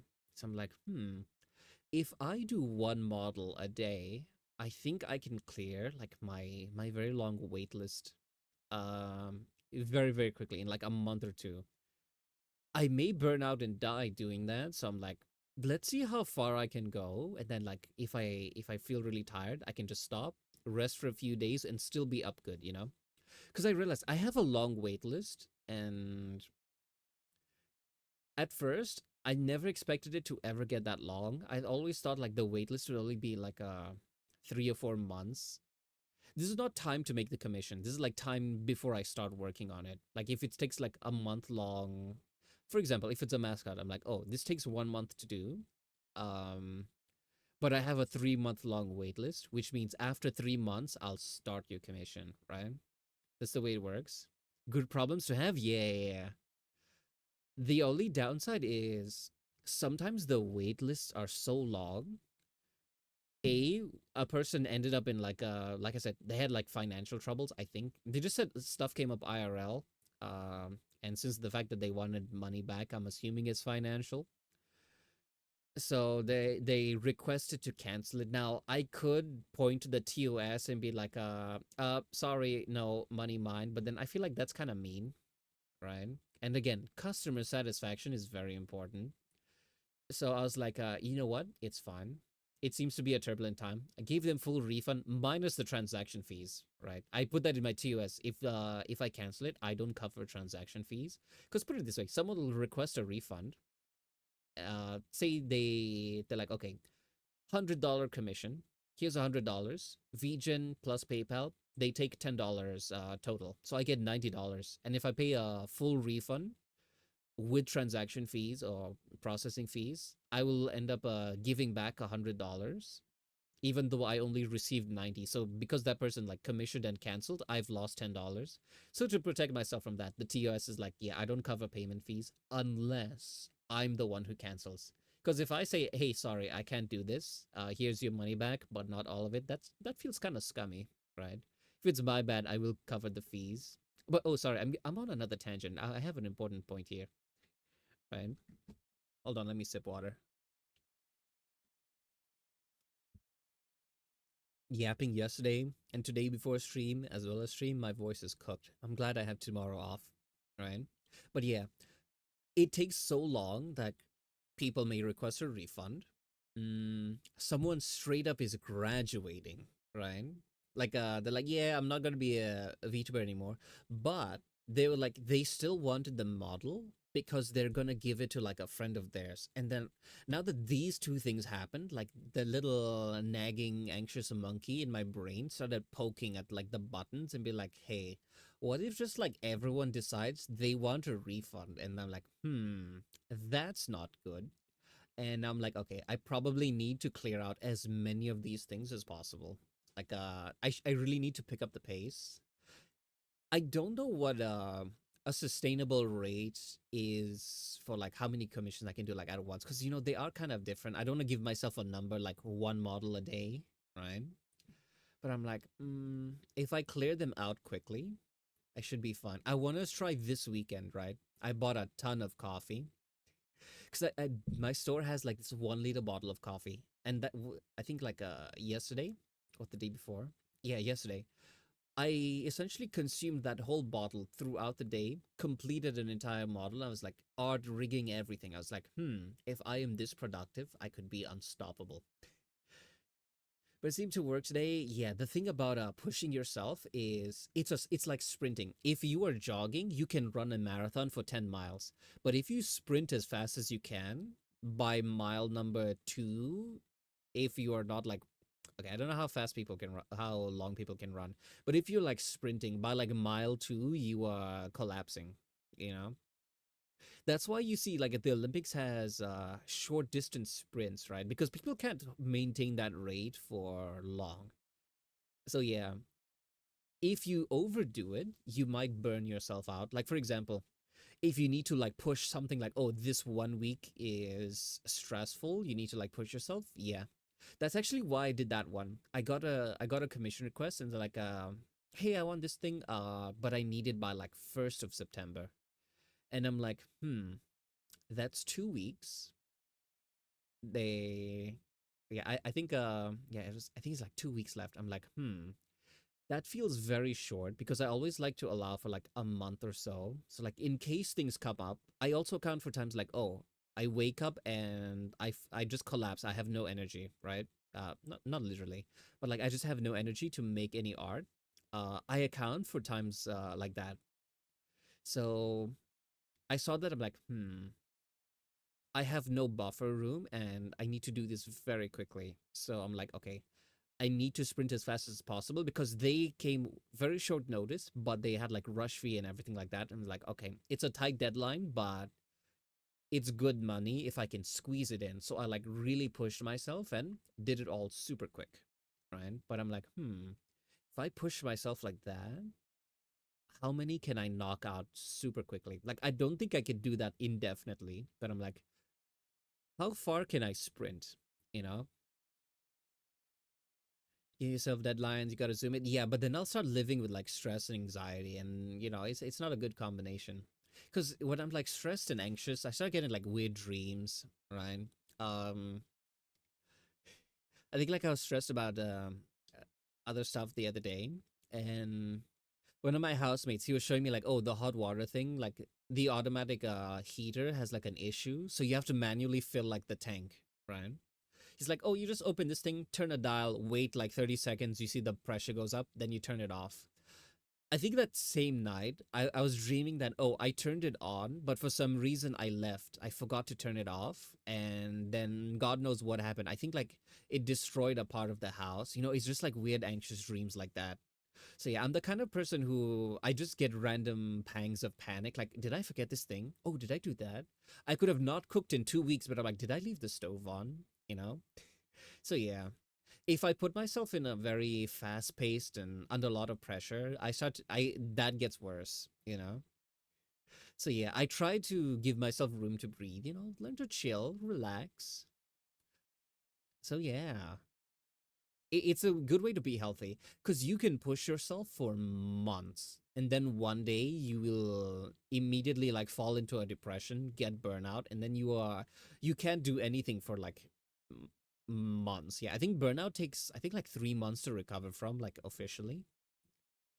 You can kind of get by, if you like, you can still do some work, but if you take it like easy for a while, it might slow things down. But I'm no expert, don't take my advice for it. Usually give myself a deadline a week back and oh, okay, yeah, yeah. Yeah, if you don't have a deadline, it's very easy to procrastinate. So if you give yourself a self-inflicted one, yeah, that could be useful. So long as you know, like, okay, I can, how do you say this? If you're like, oh, I have like 3 months to do this, right? But you're like, I'm not gonna wait 3 months to finish it. I can do this in a week. So you give yourself a 2 week deadline. I think that can be healthy, right?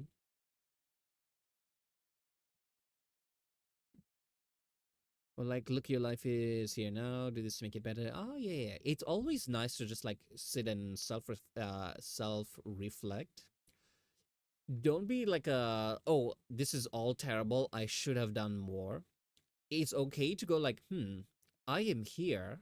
I'm not too happy about here. How can I go over there because there seems nicer? And then you start making a plan. That is great. But if you start beating yourself up like but I'm not saying like you do this. I'm just this is general warning, right? If you beat yourself up like oh, I should have been there, but I'm here. That's terrible. What an idiot. Blah blah blah. You have like negative self talk. I don't think that's very helpful. It's actually counterproductive. But I'm a very pragmatic cat, you know? Like when things go wrong, I'm like, okay, this is a problem. How do we fix problem? These are the steps. That's on fire. Where is the extinguisher? You know? I'm like that. So I find like that's not the default setting in a lot of people.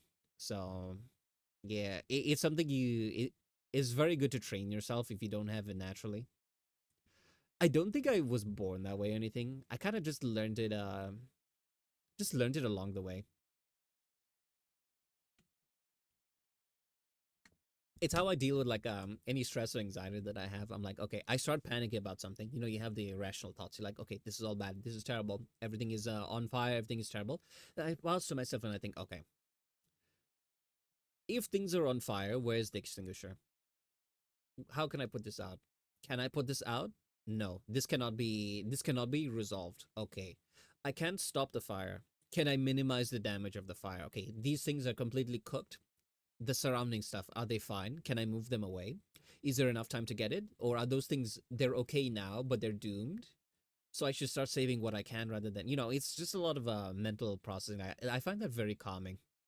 Another calming thing is like, oh, what if this happens, right? Things that can never happen like a thousand. Like I go outside, oh, what if I get struck by lightning? Oh, it's okay.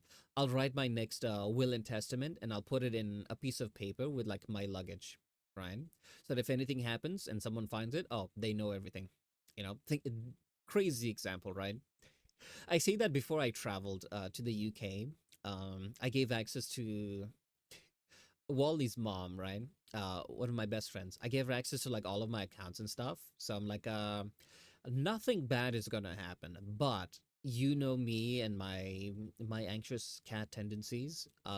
This is everything so that you can take the cats on like the 0.00001% chance that Sharknado happens and then a shark flies through the cockpit and then eats all the pilots and then I'm forced to pilot it down into a deserted island where I will spend the next 20 years. In case that happens, you can look after the cats. So yeah, that's what my friends have to deal with. I find that very soothing. Like you can't be anxious about something if you have a contingency plan. Because I'm like, okay, I don't panic. And some of my friends that are also very anxious, they're like, oh, what if this thing happens? Gasp, horror, heart rate goes up, right? I get that too, but my solution, the way I cope with it, is I don't just see that and pause there. I'm like, okay, what if this thing happens? Realistically, what is the worst thing? Um what's a good example? What's a good example?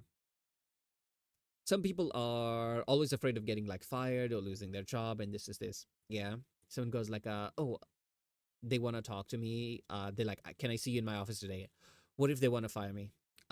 Gasp, horror. I'm gonna be screwed. I'm gonna end up homeless. I'm gonna end up this is like you spiral and panic and freak out. A way like what I would do is like, what if they fire me?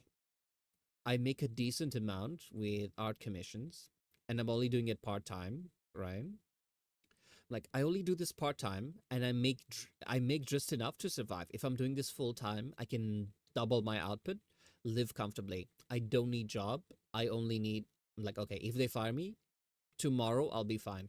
Is this long term good financial thing? Do I do this for the next 20 years? No. But this will help me survive for like as long as I need until I find something else.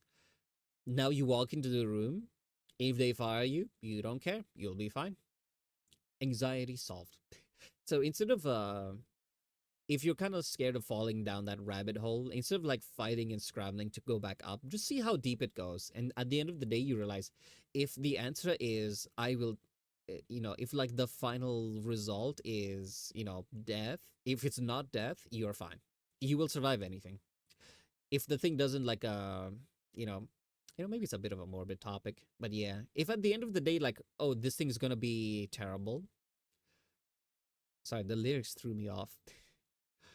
Yeah, if at the end of like the worst case scenario is you survive and you're okay, nothing to worry about. Life happens. It has ups, it has downs. Ride the waves, man.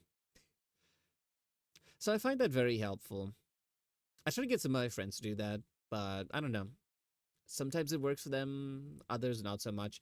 Sometimes they can't do it themselves, but other times they just like call me and they're like, oh, I'm scared about this thing. Wonder if this happened. I'm like, okay, let's walk through this together. Worst case scenario, blah blah blah, and at the end of the day they feel much better. But that doesn't work with everyone. Sometimes the deeper you go down a rabbit hole, other people, they just start freaking out and spiraling even more before you get to the light at the end of the tunnel. So yeah, it's a very case by case basis. That's what I think. I think it's like that when you're a kid getting sent to the principal. It's got everything. Yeah, I suppose. But hey, we all grow up and learn things along the way in life. Like a lot of the times, a lot of the core values that I have and things that I've learned, I don't think like I learned them very young or anything. I think a lot of the most important lessons that I learned, I can I can track them back to like the last 5, 6, 7 years ish. So yeah, I think the most important one is just being unbothered. Like I have like I have the like the apathy and nonchalant nature of maybe like a middle-aged old man on a porch. Yeah. Like for example, mm, what's a good example? I used to be the kind of person who I'm like, oh, if there's any like relationship problems, relationships meaning like friendships, acquaintanceships, not romantic ones necessarily, just any relationship, friendships, all of that stuff. If there's any issues like that, talking, communication is very key. Um, if you want to like fix things, you have to always talk and make them understand. You should also make the effort of understanding them, yada, yada, yada, right? That's how it used to be. Now I'm kind of just like, this person has the wrong idea and they're very dramatic and yeah, they're being very dramatic, and I can spend like 10 hours sitting down, mediating, explaining myself, soothing their anxieties and tempers, yada, yada, yada. Or I could just never speak to them again and move on with my life and be happy. That is it. Okay, put it. I'll be like, okay, this will take me 10 hours of my free time to resolve this, like spread out over like 2 weeks. Or I can see that this is not adding value to my life and I can just move on. I have spoken to them once and they seem determined to keep throwing more fuel into the fire until they get what they want. So I'm like, I'm not interested. I bail. So yeah, I think that's the way I am. It's not even like there's problems or anything. It's just what's the latest one? The latest one, I think this was like 3 years ago, right? I had a friend who this is like I think my what's it called? Yeah, I was like super stressed out about like a lot of like work stuff, projects, this and that, right? We have ads. We're gonna be interrupted. I'll be quick. So yeah, I was very stressed stuff. Didn't really have much time for like friends, but I was hanging out with like a new friend that I made, and they were basically like my comfort human. So that friend, super jealous, didn't like that person, and they started taking out their anger on me. And anytime I'd hang out with that person, they get super salty, super upset, like, oh, whatever. You know, it's basically high school drama. That's the way they are, their personality, to the point that they started saying like not so nice things to like other friends of mine. And when that other friends of mine started talking to me, they realized, oh, that's not true. That's just person just being like that, right? So at the end of the day, things were resolved, and that person was like, oh, okay, started acting like nothing happened. We're best friends now. They wanted to hang out like before I traveled. I think they spent like 2 3 months trying to hang out with me, and I'd always just be like, I think I see them, and I'm like, this is not negative, but hanging out with them does not spark joy, and I don't feel like I want to, right? I'm like, I'm not gonna drive. I'm not gonna take like an hour for a train to go see them. To the point they came to my neighborhood. They're like, hey, I'm in the area. I'm like, I don't feel like it. Nope, sorry, busy. We have to do it another day. I left the country. Probably never gonna see them again. Still, like, there's like social media and stuff, right? They see my stuff. They post. They like it. Whatever. But at the end of the day, I'm like, this was something that I feel does no longer sparks joy, and I don't have to explain to them like, oh, this is because of this, or have them, go through all of that whole process. I'm just like, this is a lot of work. I'm just gonna go home, pet my cats, watch a good movie, do art, have fun, and then, look on the brighter side of life. Life is too short to focus on things that do not spark joy, you know? Okay, we covered that right before the ad started. I'm impressed with myself. Good job, guys. I learned to summarize things and not yap endlessly.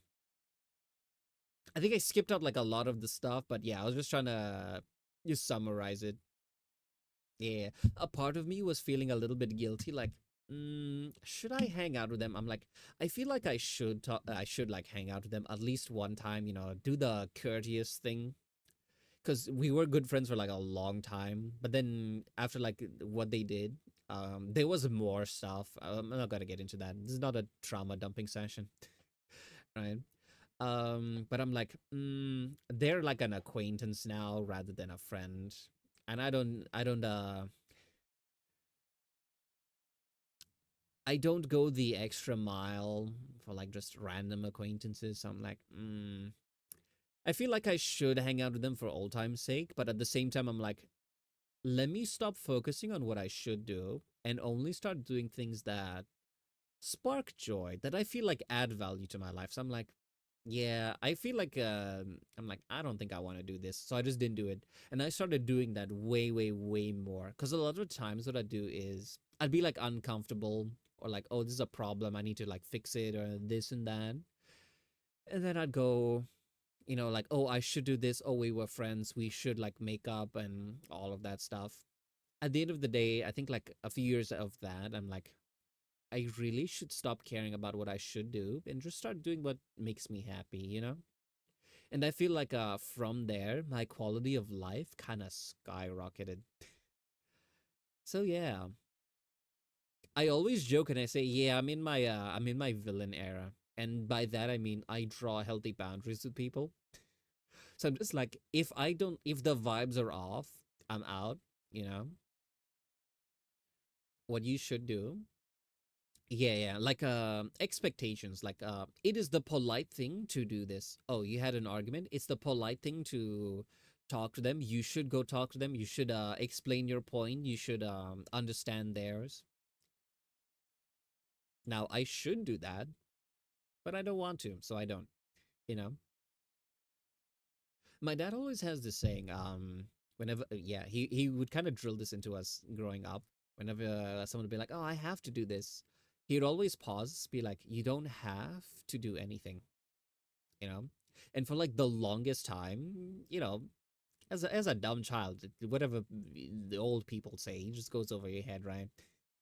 So yeah, it's only like much later in life I realized like truly what that means. And it's no one's forcing you to do anything. Like, there are consequences if you don't do it, Like for example, someone tells you, "Oh, you have to work overtime, otherwise this project's gonna fail." Blah blah blah. You don't have to work overtime. You can choose not to. You'll get fired, right? But at the end of the day, you have the choice. You don't have to do anything. See what I mean? At the point where if the people I talk to have some kind of instant rejection of a conversation, I don't really want to talk to them. If they're like friends of yours and that's like a one-off thing, I can understand like, oh, maybe they're busy. But if it's someone you don't really know and they seem like kind of not interested, yeah, I kind of get it.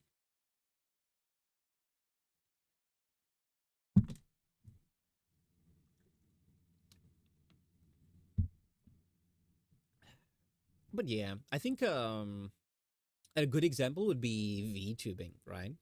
You're a new creator. You should reach out to people. You should network. You should start marketing and advertising. You should do 1,001 things. When I started out, I did pay a lot of attention to things like that, but then I realized, oh, I'm putting like this pressure on myself, right? At the end of the day, I realized I kind of don't want to, right? And I basically was streaming as an island. By that I mean it's just me and the community, not really, not collabing, not interacting with other people, not really doing anything like that. Honestly, I don't know how most of the people here found me, truth be told. I don't think I advertised too much. In the last few months, I think we have some shorts out that Sola and Hotshack make. But yeah, I think that's like the only form of advertising. That's kind of recent. So yeah, I didn't really push for things like that. If you do, you grow like a lot faster, but I'm like that doesn't spark joy. And I was fine with that. Like I said, I show up, I have fun, I end stream. That's a successful day for me, right? There is always the subconscious of looking at numbers and be like, numbers could be higher. What can I do? Blah blah blah, all that stuff. But at the end of the day, I think it was just me gamifying it in my brain. So yeah, I turned off the viewer thing and I don't really look at the analytics afterwards. And I realized I was much happier doing that. And as you're much happier with your stream and just having a good time vibing, people pick up on that energy and, they pop around, they stick around, that kind of stuff. If you're not having a good time, like people kind of feel that, even if you may not notice it. Yeah.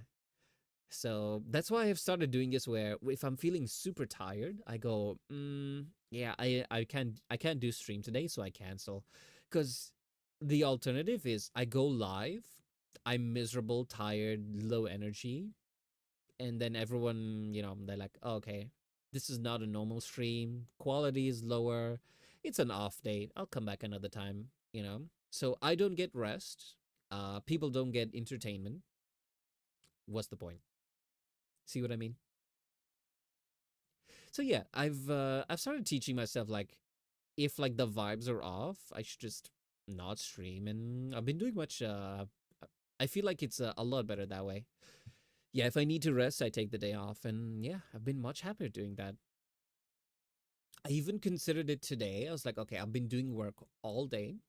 I'm very caffeinated. I'm bound for a crash any second. So, should I stream? In the end, I was like, yeah, maybe short stream. If like after an hour I'm tired, I can just end it, and yeah, no harm. My voice is kind of giving out right now, so I think we might just wrap up today. Yeah. Oh, I have tomorrow off. I say off meaning I'm not streaming. I still have art and stuff to do. Every day's a work day when you're self-employed. So yeah. Hmm. Oh, hello. Hi, Vinny. Welcome on in. Thanks for the raid. They were playing art. Oh, what are you guys up to? Welcome on in. We're just talking about how I'm tired and about to wrap up. It's okay. Hi, how's everything? How's your stream? What are you guys up to? Hold on while I sip water. My voice is slowly dying.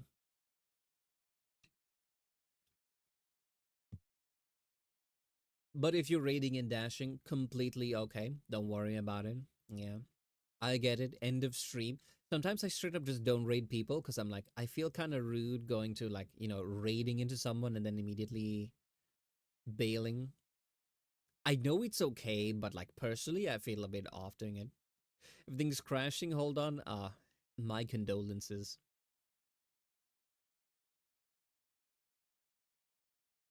Yeah, another artist. Ooh, I do have this. Yeah, I keep forgetting to turn it on midstream. I keep it on like if it's a day my voice is tired, like from the beginning, I keep it on. But yeah, I need to remember that. Hey, I can turn it on even midstream.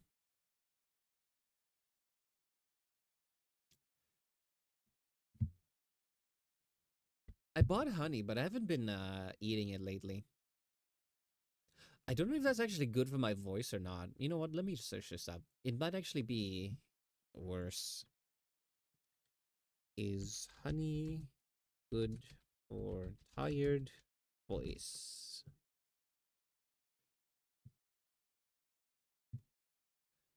Honey is known to have powerful soothing effects on your voice, vocal cords, and throat. It's rich in antioxidants and has antibacterial properties which help fight against bacterial infections in the throat. Honey can help singers recover quicker from strained, sore, and lost voices. I'm no singer, but I do yap a lot, so this source agrees with what I wanted to hear, so I'm gonna trust it entirely. Mm.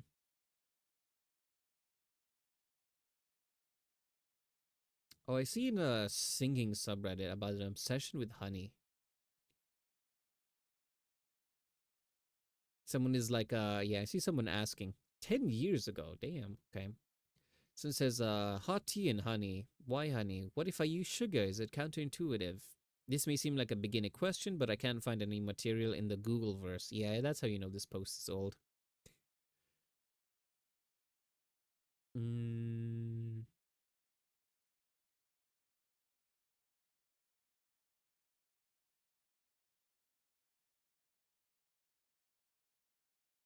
Someone says nothing you eat, honey, olive oil, whatever comes near your vocal cords. If it does, you choke on it.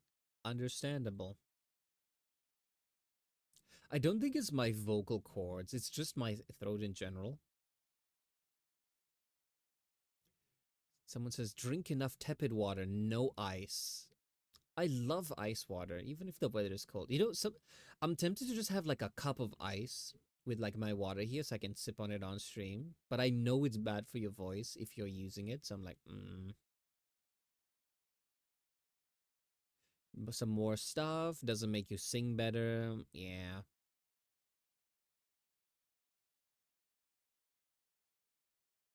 I did see, yeah, this is like very old. Hmm. Okay, some people are just shitposting here. Yeah. Reddit was a mistake. One singing website said it is good. Is this the same one or a different one? Okay, this is a different one. Yeah. 10 tips for protecting your voice. Honey. Stock up on honey. I literally have 2 jars on my table right now. I was eating pancakes earlier. Mm, stock up on honey. Honey is one of the most effective remedies of the voice. Yada, yada, yada. Stay hydrated. Check. I drink like 2 liters of water per stream. Like 3 hour stream. Yeah. Rest your voice overnight or many hours during the day to recover. Yeah. When I started streaming again over here and try to go for longer hours, what I do is like on stream I'm just yapping, yapping, yapping. As soon as stream ends and like it's like a few hours before, I'm just like dead silent. I go non-verbal. Like I don't have it in me to yap. Use a microphone when practicing, blah blah blah. Okay, this is about singing. Okay, avoid triggers: coffee, air conditioned smoke. Yeah, I don't smoke. Okay, coffee got me there. Mm. It says acidic carbonated caffeinated foods cause stomach acid to rise up and hit the vocal cords, causing long term damage. Yeah, I don't have that. I'm good. It's like specifically talking energy is gone. Everything stopped crashing, EP. Yeah, I was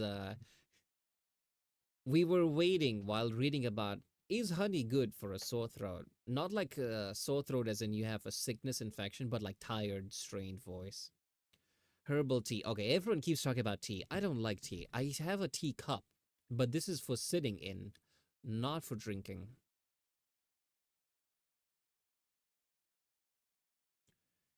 Try this recipe: 4 tablespoons honey, 2 tablespoons apple cider vinegar, and 2 tablespoons cayenne pepper. It's a magical voice elixir. That sounds nasty. Control your dynamics. Always speak and sing in a controlled volume to preserve your voice. Ah, okay. I don't have that. I think I talk very casually, very calmly, until it's a topic that you know is close to my heart or has riled me up, and then I get a bit into, I get a bit too into it. Mm, okay, all I wanted to know is honey good? The only people that say yes, the only people that say yes are music schools. Honey is good for you. That is yes, that is true. We're curious as is it good for a sore slash tired voice? Mm, I don't think there's enough research on the matter. It's mostly just yeah, it seems to mostly just be quote unquote experts in the industry. Because like for example, it's mostly people who like I'm seeing music schools, singing like classes and stuff. They all have like that thing. They always say the same thing, like what's it called? Excuse me. Yeah, they all say like, yeah, honey is good. So I'm like, they have no science to back it, but they're in the industry that uses the voice a lot, so maybe they know a thing or two. Mm, yeah, nothing you eat or drink will touch your vocal folds. Yeah.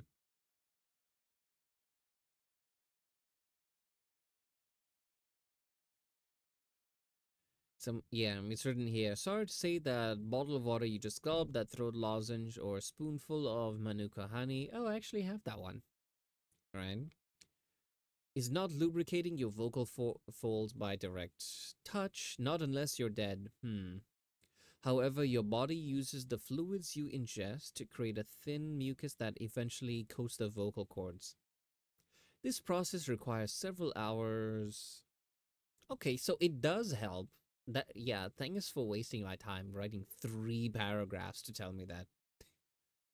Have you been? I started crashing after I read didn't get to. Oh yeah. Oh, sorry about that. We asked like, hey, what are you guys working on? How was your stream? You know, the usual welcoming in questions. Yeah, we're curious because I think this is like the tail end of my stream. Yeah, I was talking about like my voice being tired, and we're looking at like, is honey good for you?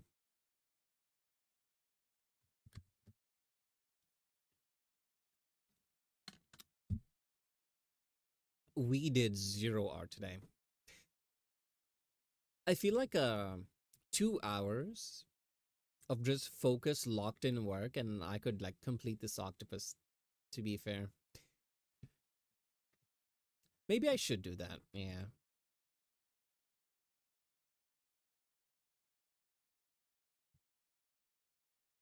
I was working on an artist page in my beginning BRB ending screen. Ah, okay. I don't have those. It's been like 6, 7 months since I started. I actually have this one. This is my starting soon one. It's just a PNG of me that I already had. Just art app text. And I just quickly drew this design and made it spin. I was like, there we go. Starting soon screen. You know? And I was like, okay, this is a placeholder. This is temporary, right? I'm gonna make a proper one in the future. And then yeah, that just never happened. 3.5 hours of me hunched over my desk. Me every day. It's actually kind of bad. Sorry, Wally's under my desk being a little crackhead. Wally. I don't know, he's overexcited about something. God, I hope it's not a spider. Yeah, a few of them have entered my room. That was a ew. Anyway, I think my brain is melting, and I think I need to go take a nap. Maybe I'll watch Superman. Yeah, I'll probably go to sleep in like 2 hours. So, yeah, I'm kind of tired. I don't think I'll raid into anyone today, so I am just gonna just call it a day. And thanks for the raid, Vinny. And hope to see you again soon. Thanks everyone for stopping by. Oh yeah, you said D&D books, and I was like talking about things I'm passionate about. Yeah, that's why we have the nerd toggle and the Sanderson yapping graph. Right. This is hold on. Let me bring up the Sanderson graph. It's over here. It was mentioned. I have to throw it up. Where is this thing? Sorry, I don't know what Wally's doing. Yeah, Sanderson yapping. Whenever we talk about Sanderson, we have the glasses and we have the chart of his whole interconnected universe with all of the books. Like, yeah. So this is just a useful chart where I just like point at things. It's been a while since we brought this up. In fact, I actually have a redeem for it. It's this one Sanderson mentioned. And then we have a counter. Yeah. Anyway, I'm super tired, so I am gonna call it a day. Thanks for stopping by. Thanks again for the raid. And I am gonna slowly sink down here. Call it a day. Bye bye now. Oh wait, I'm accidentally grabbing this thing. Have a great evening. Thanks. You too. Bye bye.